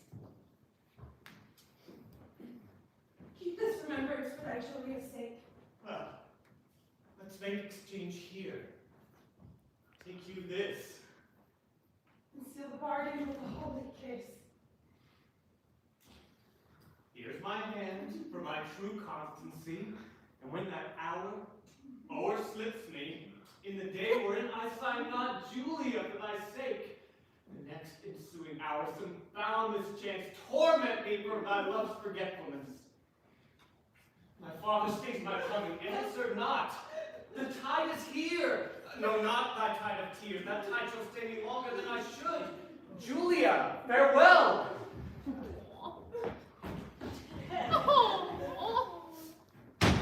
What?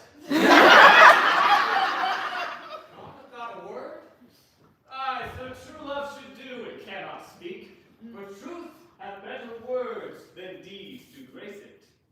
As in this scene, they have the inability to communicate, which is very classic of Inarado. As Julia cries at her exit and Proteus is left confused, Britt made the acting choice to turn this what to the audience, a very external action, which is very classic of Inarado. They're hyper-aware of being watched. And this acting choice also supports that this is an unintentional case of commedia archetypes on stage. Thank you so much, Riane.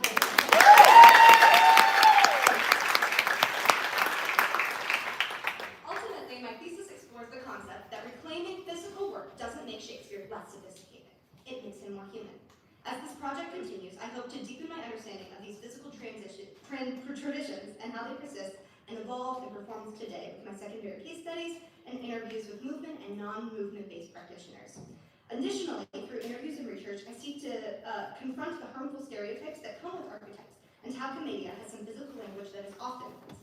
Moving forward, I aim to consider how perhaps acknowledging and understanding these origins can empower modern Shakespeare performances to make more informed, ethical, and imaginative physical choices. Ultimately, my goal is not to find a single answer, but to open a conversation about movement, character, and humanity entwined, how the body itself keeps Shakespeare's stories alive. Thank you.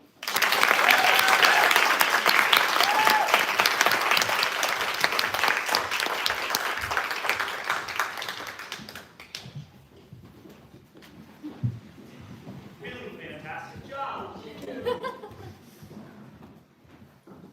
If I may exercise my chair's privilege to ask you the first question, how do you feel these commedia archetypes translate to tragedy?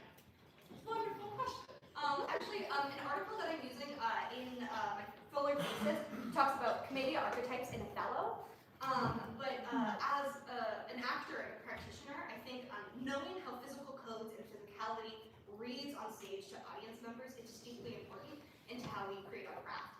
For example, in The Merchant of Venice, if an actor taking on the character of Shylock wants to characterize the character as old, they might have the physicality of bent knees and wringing hands. However, unintentionally, they might be permeating this idea that Shylock is associated with xenophobic and anti-Semitic tropes. As to an audience member, bent knees and wringing hands reads as greedy, and they could unintentionally be doing something antithetical to what that production wants to do. So I think it's deeply important to, as actors, to know how physical codes read on stage, whether or not we choose to embrace them or intentionally subvert them. Super interesting. That was mine. Anybody else? Irene.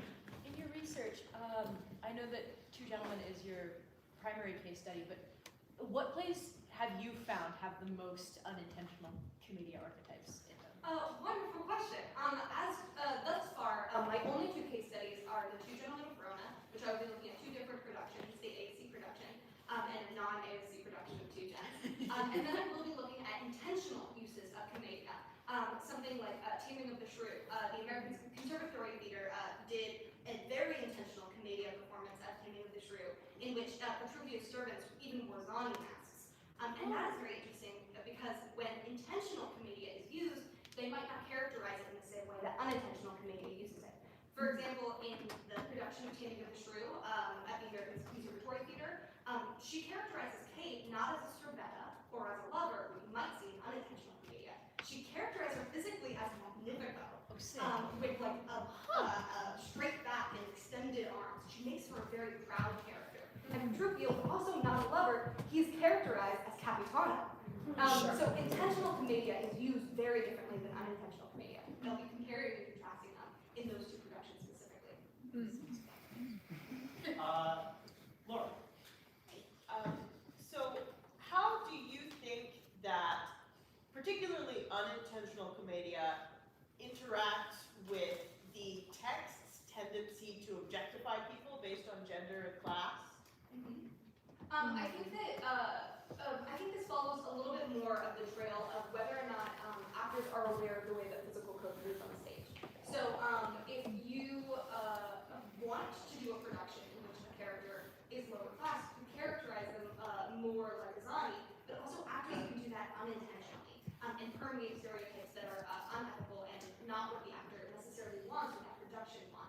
So I think being aware of movement training in physical work in Shakespeare's text helps you make more informed choices with your physicality. I think we've got time for just one more.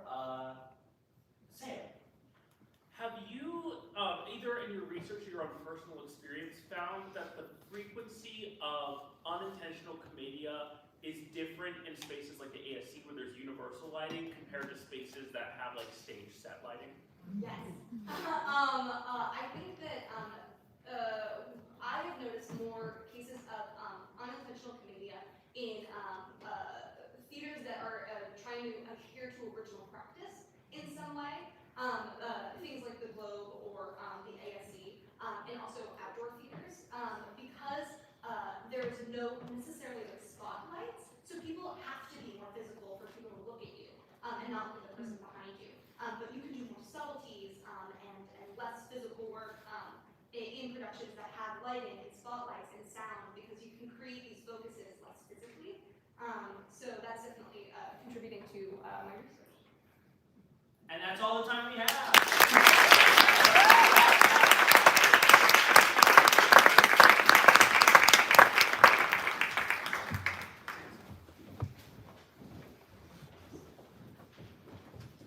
Hello. It's my pleasure to introduce our next scholar, Austin Cox, and his thesis, Where Did It Go? An analysis of Shakespeare's obscure stage direction.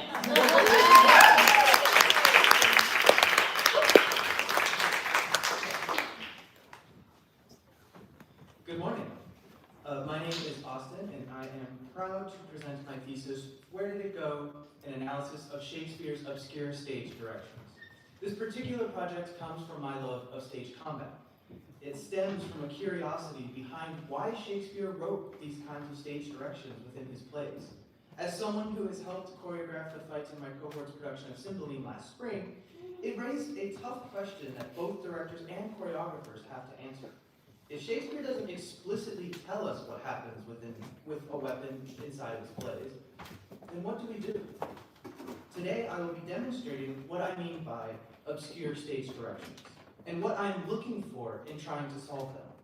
I will use two different examples from Shakespeare's canon, As You Like It, and because we are theater nerds and love the rule of threes, Antony and Cleopatra. We will be looking at one scene from each of these plays, and I will demonstrate the kind of language I'm looking for within the text. I will then have some actors join me on stage to give a demonstration of how this work can be applied within Shakespeare's canon. But before we look at some text, I would like to share with you some examples of what I am looking for in Shakespeare's canon. Behind me are just a few examples of Shakespeare's plays where a weapon is mentioned, whether it is brought on stage by a character or is drawn on stage by a character, and then is seemingly forgotten within the scene and is never said in a stage direction what happens to it.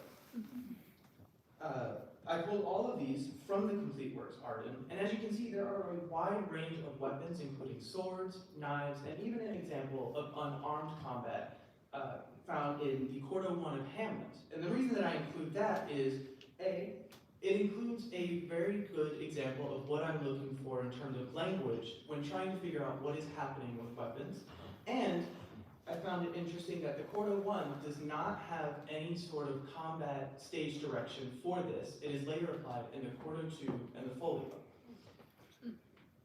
So when I talk about obscure stage directions, these are the kinds of things that I'm looking for. But now that we have gone over what the obscure stage directions look like, let's look at an example together. This was taken from Act 2, Scene 7 of As You Like It, when Orlando crashes Jacques and Don Sr.'s picnic. Orlando enters with a sword already drawn, yet there's no stage direction explaining what happens to it. But if we look ahead at the end of his little monologue on the bottom right, we can see that he does have a line that says, "I blush and hide my sword." This is a more obvious example, much like the Hamlet one, where a character explicitly says what they are doing with the weapon, rather than a stage direction. But let's say a director would rather have the actor show instead of tell and decides to cut that line for some reason. Well then, where does he put away his sword? Well, I offer a few possibilities. He could put her away on "Pardon me, pray you" at the top of the same line, or perhaps when Donsinger offers him a seat at the feast with him and Jacques. Now, this is only 2 examples within this particular scene, but what happens if you don't have an explicit stage direction and the weapon just seemingly disappears? This example comes from Antony and Cleopatra, Act 2, Scene 5. As Haleigh mentioned earlier, this is the scene where Cleopatra is angry at the messenger for delivering the fact that Antony is married to Octavia. In this scene, Cleopatra draws a knife, and then it seemingly disappears into the text. Unlike in As You Like It, where Orlando explicitly says what he's doing with his weapon. At this time, I would like to invite my 3 actors, and for this demonstration, Cleopatra will be played by Rachael Klein, the role of Messenger by Kelsey Rich, and finally the role of Chairman will be played by Riane Tolliver. They will do the scene 2 times, and each time they will do something different with the knife.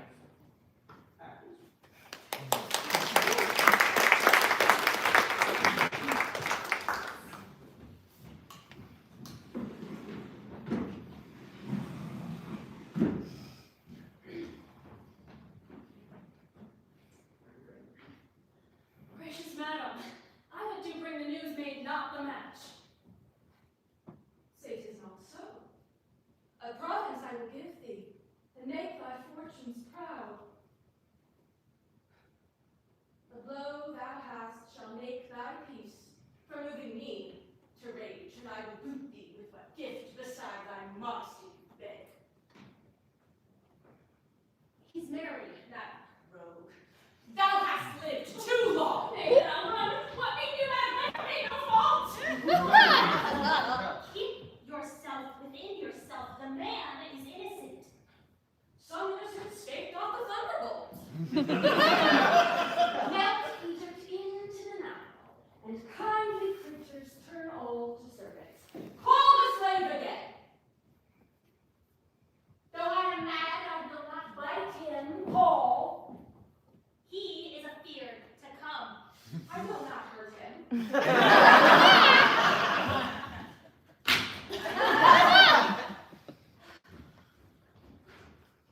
These kindly hands do lack nobility, and they strike meaner than myself, for I myself have given myself the cause.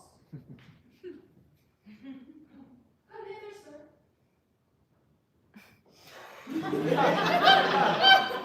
Now make me honest.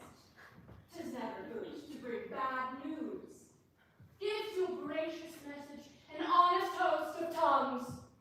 But let ill tidings tell themselves when they be felt. I have done my duty. Is he married? I cannot hate thee, worser than I do. Thou the gas man. He's married, madam. The gods confound thee! Dost thou hold here still? Oh, take no offense that I would not offend you. To punish me for what you make me do seems much legal. He's married to Octavia. The merchandise thou hast brought from Rome are all too dear for me. Lie they upon thy hand, and be undone by them. Good, Your Highness.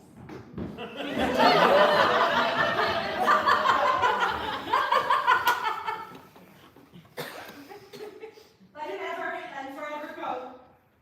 But let him not show me. But do not speak to me. Lead me to my chamber.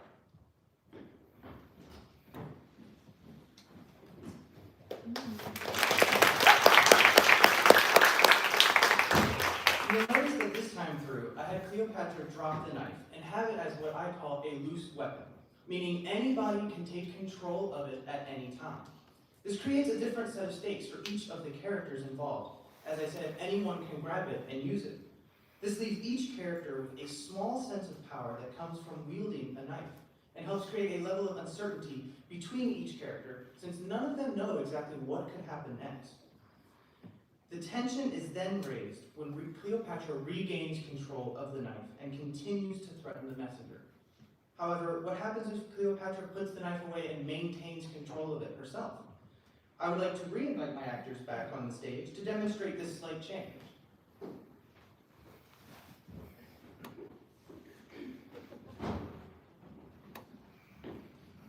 Gracious madam, I that do bring the news made not the match. Say it is not so. The province I will give thee, and make thy fortunes proud. The blow thou hast shall make thy peace for moving me to rage, and I will boot thee with what gift beside thy modesty can beg. He's married, madam. Rogue. Thou hast lived too long, eh? And I'll run. What means that I have made no fault? Good madam, keep yourself within yourself. The man is innocent. Some innocent escape not the thunderbolt. Melt Egypt into the Nile, and kindly creatures turn all to serpents. Call the slave again. Though I am mad, I will not bite him. Call. He is afeared to come. I will not hurt him. His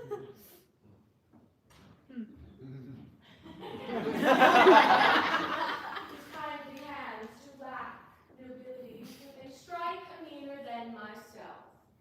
For I myself have given myself the cause. Come hither, sir.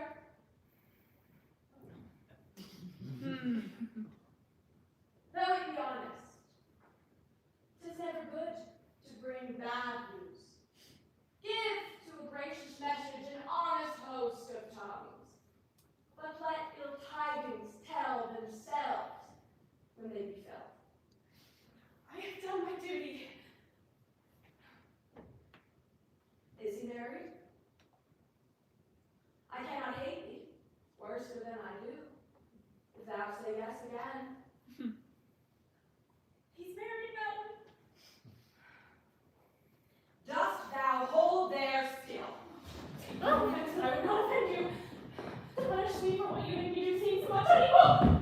The merchandise which thou hast brought from Rome are all too dear for me. Lie they upon thy hand, and be undone by them. Good, your highness.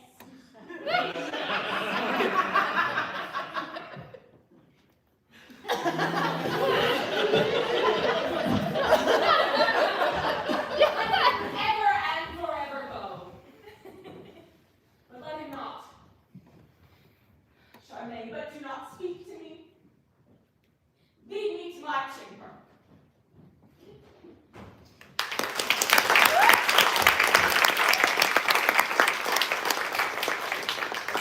As you can see, the stakes have changed between each character. Rather than anyone being able to take control of the space by taking control of the knife, only Cleopatra has control. Even though this is the same scene, with the same text, characters, and weapons, such a slight change in direction can create a completely different story. As mentioned earlier, when the knife was on the ground, anyone could take it, gain control of the scene, whereas in the second example, Cleopatra maintains control herself. This could lead to the idea that Cleopatra is the only one within the second scene that knows what can and will happen, while the chairman and the messenger maintain a level of uncertainty, much like in the first example. Neither of these directions are given within Shakespeare's text, and are only two of the many possibilities a production can make. This is the process that I am performing when looking at other examples throughout Shakespeare's canon. While each example may be slightly different, the process for finding these embedded directions are the same. It is important to look closely at the language and what is being said to determine whether or not a weapon has been put away or still possess a threat to the characters within the scene. As I move forward with this thesis, I plan on applying this technique and across Shakespeare's canon. And I will continue analyzing text surrounding these types of stage directions and figure out how production can apply them.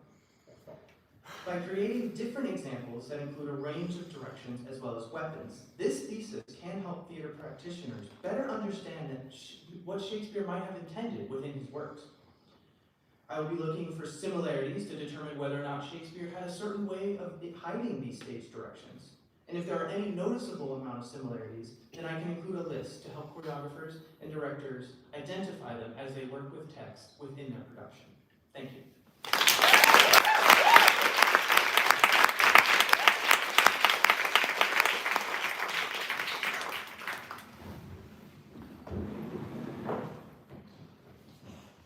All right, so let's take the first question, as is my right.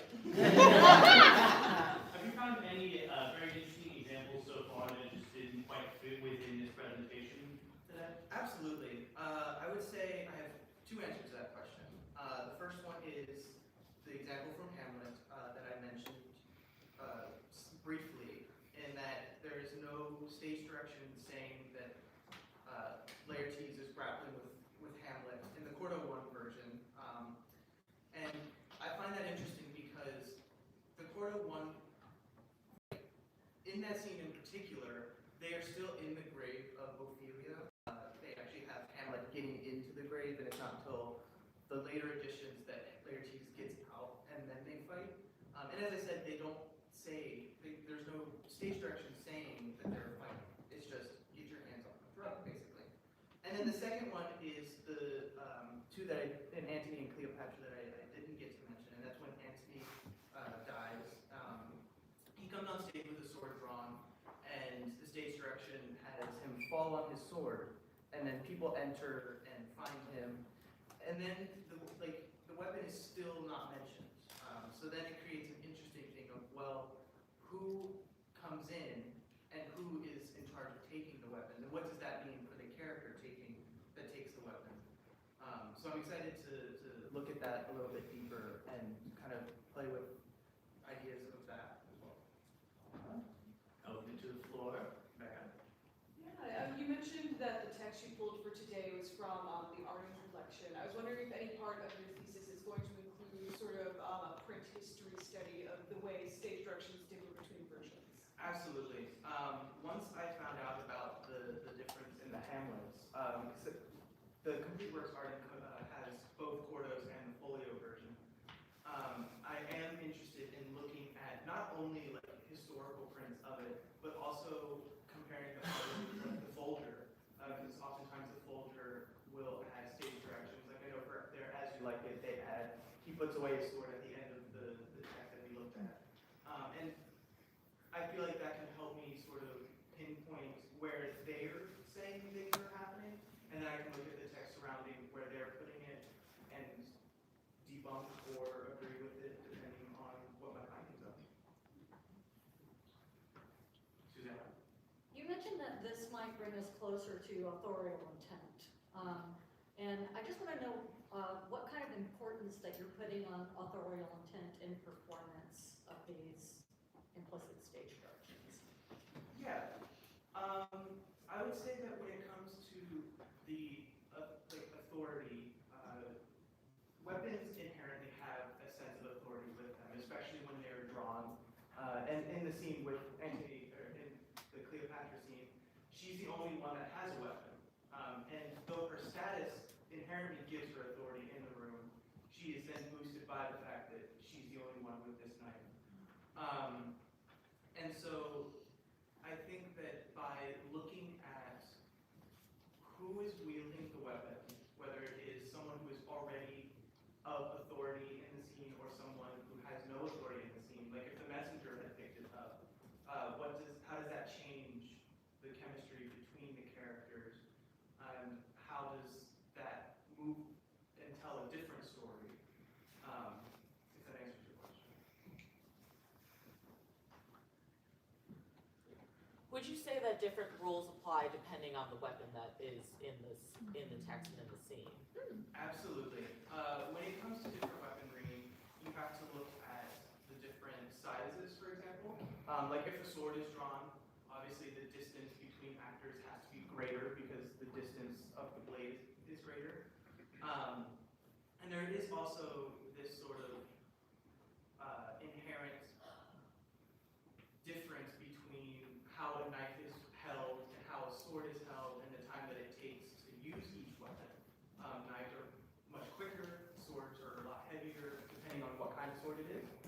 And so there is a difference, and I would like to look into that if I can.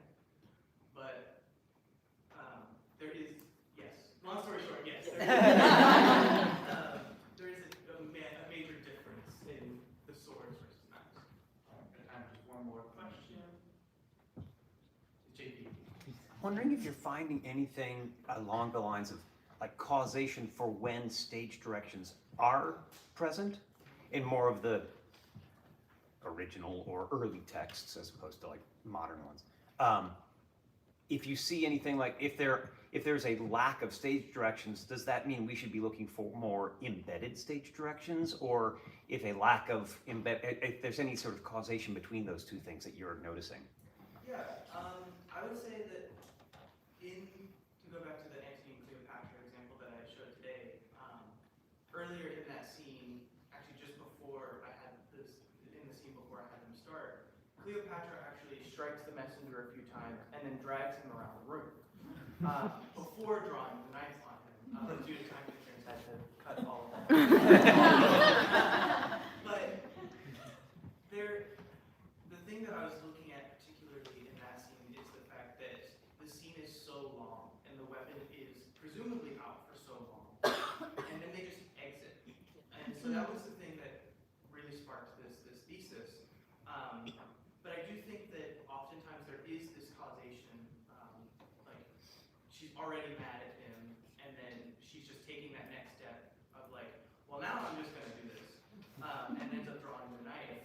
But for the example of Orlando, he comes in ready to defend himself, ready to take the food because he needs it. But then Jacques and Don Sr.'s hospitality and like actual care for him lead him to put it away. So there is a causation in what I've found so far inherently in every example.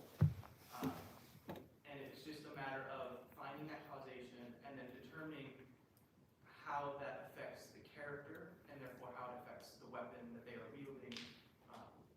Yeah. Cool. Thank you so much.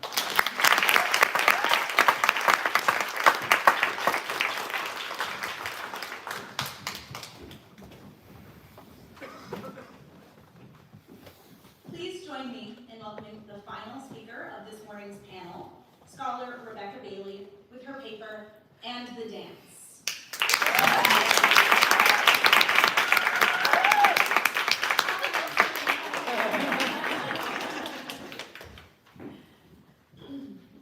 Good morning, everyone. To those of you who know me, it will come as no surprise that I am here to talk to you about dance. My thesis, Shakespeare, or not Shakespeare, it is about Shakespeare, but and the dance, maintaining dance in modern production of Shakespeare's work, is about the function of dance in Shakespeare's plays and why it is crucial to maintain their presence within performance. I have noticed that dance in many contemporary productions of Shakespeare's plays is frequently overlooked, minimized, or even removed from the show altogether. This has given me the impression that dance and movement is seen as either too complex or simply unnecessary to the overall performance, something I know to be false.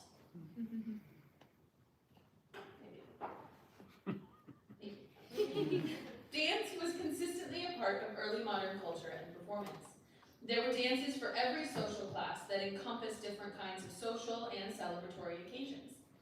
Since dance was such an integral part of life in early modern England, actors of the time would have had a large movement vocabulary to draw from. Because of this baseline of dance, there was a common language amongst artists to utilize dance to serve a multitude of roles in drama, from allowing for an added variety in performance to the reinforcement of social structures that the young craved to break. This sheer number of people in a given space would create a certain level of privacy, even within a crowd of dancers that in drama, young lovers may look to hide in. Because of the dramatic relevance, the event of dance is a crucial structure to a play. Dance is a part of the human experience and a form of expression that many feel distant to, because of feeling inexperienced or that they were never good at ballet as a kid and therefore cannot dance. This feeling of distance from dance is reflected in its continual lack in contemporary performance. While I have many theories as to why this distance has occurred, movement is inherent to life, and dance as a form of expression is integral to human culture and relevant to every society. I will be analyzing a sample of dance from Shakespeare's plays that include both embedded and outright stage directions. I am exploring instances of dance in depth within A Midsummer Night's Dream, Romeo and Juliet, and A Winter's Tale. I will be comparing multiple source texts in each play for any discrepancies that might occur in the stage directions from the first folio, available quartos, and modern editions of the plays.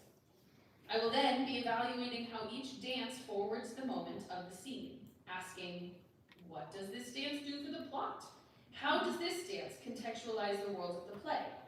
Who would have participated in these dances in their daily lives and celebrations? And so on. The answers to these questions lay out the foundation of my evidence around their crucial presence within these plays. Unlike many modern stage directions, there are often no explicit stage directions to make clear what kind of dance is called for. Because of this, I am building on the potential early modern dances that may have been performed at their earliest stages, utilizing sources such as The Dances of Shakespeare by Jim Hoskins and Shakespeare and the Dance by Alan Brissenden. Thank you. In tandem with my practice of close reading, I have selected a variety of performances of each play that showcase options for performance and the effect the cutting of the text has on the dramaturgical coherence. In my thesis as a whole, I will be looking at moments of dance across 3 plays, Romeo and Juliet, A Midsummer Night's Dream, and A Winter's Tale as my case studies. Today, I will be focusing on a moment of dance in Romeo and Juliet that shows how critical dance can be for a plot point, as crucial as the young lovers meeting. In Romeo and Juliet, there's a key moment of scripted dance that serves to illustrate the world the Capulets inhabit. This instance of dance is called for in both an implied stage direction from Lord Capulet and explicitly called for by the stage directions. For the purposes of today's presentation, I will be referring to 2 editions of Romeo and Juliet, from the online Folger edition and the first folio. Thank you. Here you will see the Folger online edition of Act 1, Scene 5, which reads from Lord Capulet, "You are welcome, gentlemen. Come, musicians, play." Music plays, and they dance. Aho, give room, and foot it, girls. More light, you knaves, and turn the tables up, and quench the fire. The room is grown too hot. Ah, sirrah, this unlooked-for sport comes well. Nay, sit, good cousin Capulet, for you and I are past our dancing days. This quotation is the latter half of Lord Capulet's welcome speech as to his guests at his home following the dinner. This speech continues primarily as a series of remarks at what the dancers are doing and orders for the servants to move the tables and quench the fires. The first folio stage direction reads, "Music plays and the dance." Thank you. Aside from the difference of standardized spelling, the key difference here is the phrase, "the dance," rather than the updated, "they dance." This is interesting because it does not immediately imply that Lord Capulet joins the dance, or that it ends before the end of his speech. It is possible, as in the 2009 Globe production of Romeo and Juliet, that the dancing begins and Lord Capulet continues talking, then pulling his cousin aside as they are past their dancing days. And the dancing continues through Romeo and Juliet's first kiss. Based on the context of Act 1, Scene 2, where Peter, Lord Capulet's servant, is off to deliver invitations to the party, we know that there is a minimum of 23 people invited. This number is based on the assumption that the plural nieces and daughters on the invitation account for 2 each. However, the number could be greater.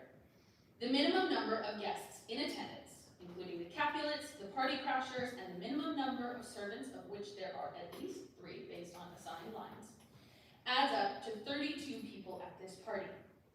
For a group of this size, there are a multitude of possibilities for staging dances. That amount of bodies generates a great deal of heat as well, which supports Lord Capulet's line, "The room is grown too hot."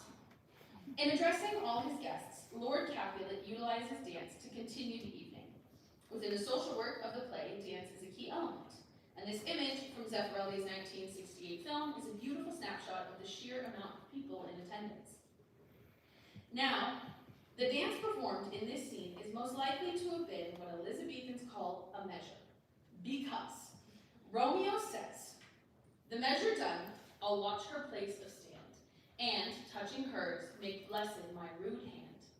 These lines come 26 lines after the stage direction to dance.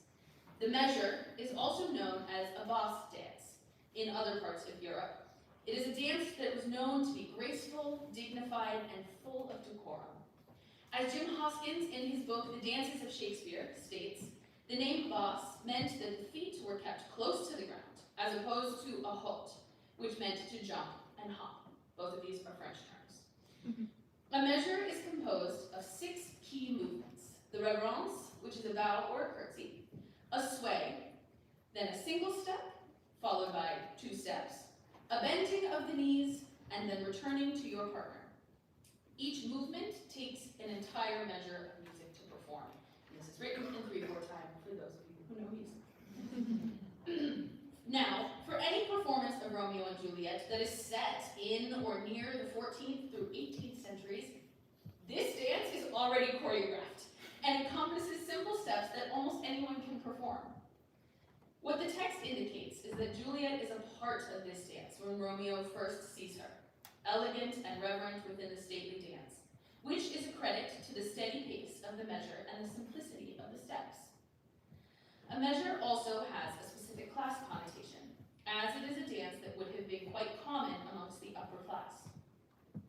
A point of interest worth noting is that in Toineau Argot, according to Toineau Argot, in his book Orchesography, 1589, the Basque dance had been out of date for 40 or 50 years at 1589. And he foresaw that it was going to make a comeback since it was a dance full of virtue and decorum. This is relevant in terms of people interested in when Romeo and Juliet may have been written and set in time, as well as noting the knowledge of dance required to write a measure into the text. With the dance beginning, I lost my spot. With the dance being dated in the late 1580s, the choice of dance can either be seen as a reflection of old Lord Capulet's taste, or a distinction of the play being set in the past. Either way, the style of the measure is what is relevant in terms of being maintained, because the dancers take their time with the elegant, graceful, and measured steps. And that's what gives Romeo the time to spot Juliet for the first time. Now, what happens in a production if a cut needs to be made? One such example comes from the American Shakespeare Center's current production of Romeo and Juliet, set in the early 2000s. As a small repertory cast, there are not dozens of actors on stage, and a fair amount of doubling occurs to meet the needs of the show. In this current production, Act 1, Scene 5 opens with a musical number and social dancing evocative of hip-hop in the early 2000s. When it comes to Lord Capulet's speech, which is vastly cut, his speech now reads, "Welcome, gentlemen, ladies that have their toes unplagued with corns will walk about with you. Ah, my mistresses, which of you will now deny to dance?" Music plays and they dance. The cut extends until Romeo's line, "What ladies that which doth enrich the hand of yonder knight?" And in fact, mention of the measure is cut altogether. There is music played by Britt Michael Gordon as Paris, and Lord Capulet partakes in the dancing, where there are 3 couples and they perform a variation of a waltz. Now this cut removes Cousin Capulet and works to incorporate those actors available to participate in the dancing for Romeo and Juliet's first meeting, working to create privacy in a public space. While it is a change to have Romeo dancing with Juliet in this production, the dance itself is measured and graceful at a tempo we might associate with the measure. This is an option for performance where there is a limited cast and an example of altering the text while maintaining the dance. Now conversely, the Globe's 2009 production of Romeo and Juliet maintains the text from the servants before actors pour onto the stage to laugh at the first half of Lord Capulet's speech. Then, they begin to dance with the stage direction. Though it is far more of an upbeat dance than a measure with clapping and stomping. Similar to the ASC's production, once Romeo sees Juliet, the dancing has transformed into more of a measure in its style. As in the ASC production, only to be briefly interrupted by Lord Capulet and Tybalt's argument. The dancing starts back up again and continues until Romeo finds out Juliet is a Capulet. Utilizing a fast-paced dance prior to the slowing down of a measure gives the audience an element of the party to engage with. An upbeat dance is fun and can mirror the wild nature of party crashers before Romeo finally sees Juliet. It's like an onstage close-up, where the action on stage serves to direct focus to Romeo in seeing Juliet for the first time. The nature of the measure makes Juliet to Romeo look to be the most graceful and beautiful person in the room. Because the simplicity of the steps allows for the grace to be present in the articulation of the movement. Both productions, while utilizing or cutting the text to serve the purposes of their production, incorporate two dances, while still maintaining the tone of the original measure in their second dance. It serves to facilitate both Romeo and Juliet's first meeting and the inciting incident for Tybalt's rage that leads to his altercation with Romeo and Mercutio. These points I have laid out demonstrate why the dance in Act 1, Scene 5 of Romeo and Juliet is essential to the plot, as it is the inciting incident that propels the rest of the play forward. Dancing, in the case of Romeo and Juliet, is more than a mere spectacle or demonstration of skill. It is an active component of the onstage storytelling. It activates a chain of events in the same way the fight between Tybalt and Mercutio and Tybalt and Romeo leads to the ultimate double suicide. In fact, it is the catalyst for those two events. Without the fighting, without the dancing, there is no play. Dance is a device utilized in Shakespeare's plays. What I have shared with you today is the framework for my thesis moving forward. As I continue to look deeper into my case studies, I am seeking to find strong contemporary examples of dance maintained in production and expand on how the original dances may have functioned. I will be comparing and contrasting those examples and expanding on how performance options affect the play as a whole. This analysis will serve to demonstrate how dance in the play is called for, in the plays that it's called for, is crucial to the development of the plot and does not need to be overtly complex in order to serve purposes of the production. Thank you.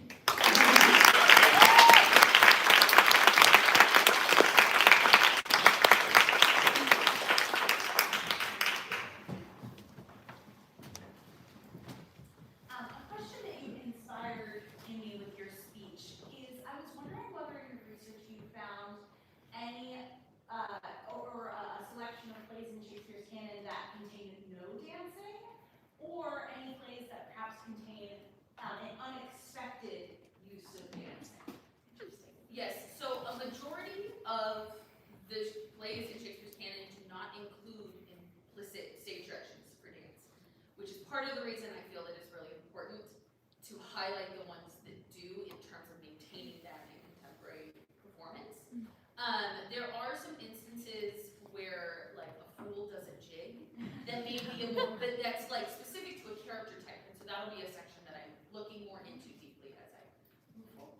Wonderful. All right, more questions? Yes, back here. I was hoping that you could talk more about, you mentioned that the measure was reserved for more like higher class people. I was wondering if you could talk more about the social status within like the early modern dances. Yeah, so one of the things I'm looking into, something that has inspired my scope of plays, is that each play has a different kind of dance. So in Romeo and Juliet, it has this upper class socialite dance that occurs. In Winter's Tale, I'm going to be looking at the dance of the shepherds and shepherdesses, as well as the dance of the satyrs, which is a very old dance. And then in A Midsummer Night's Dream, there's a rabble performed. So I'm looking at the variety and scope of dance encompassed by the performers at the time. I was wondering about the jigs that would sometimes come at the end of plays, and if you were getting into that at all as part of like traditional practice. Yes. This all started because of a jig. Of which I have choreographed some and participated in them, and there is a lot of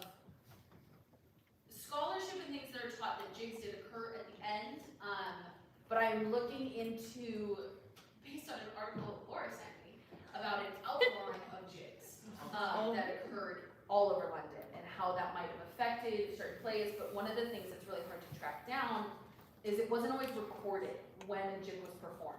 And the jig didn't just have dancing, it often had juggling and singing and other kinds of performance in it. And so I'm going to be looking at like the Globe when they were doing early modern practice, really incorporated a jig. I love a good jig. So there will be a whole chapter discussing it.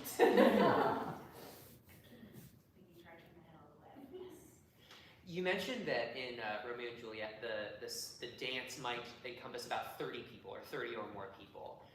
Do you know if in early modern England they would have been able to support that with like journeymen and boy actors, or like was it they were still operating with like there are maybe 20 people but they're off stage in another room? Like, do you have any thoughts on that? I don't know yet. And that is one of like the next in my document of like things to look at further is how that would have been supported in an early modern cast. But it definitely is a point of interest that I'm curious about.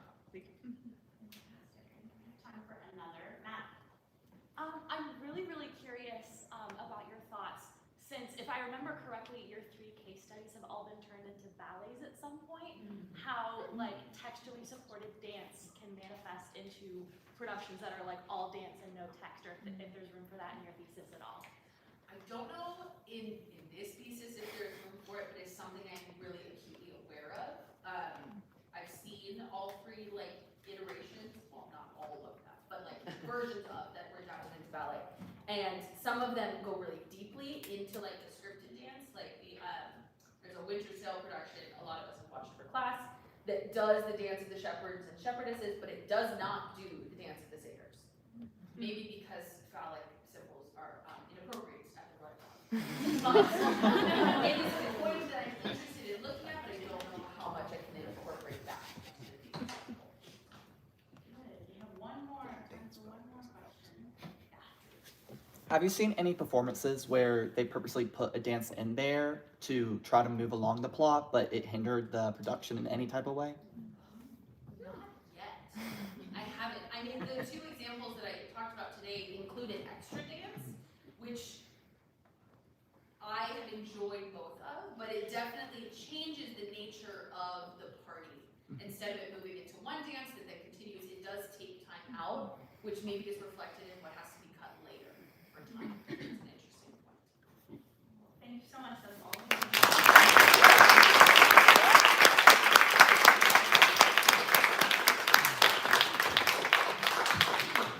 This concludes our morning session. Please join me in congratulating our 6 speakers from the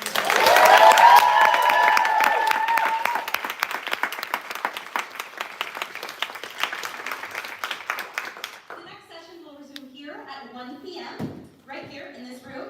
You may stay or leave personal belongings behind. There will be someone associated with the festival in the building for the entire lunch break. And we will see you here at 1 o'clock.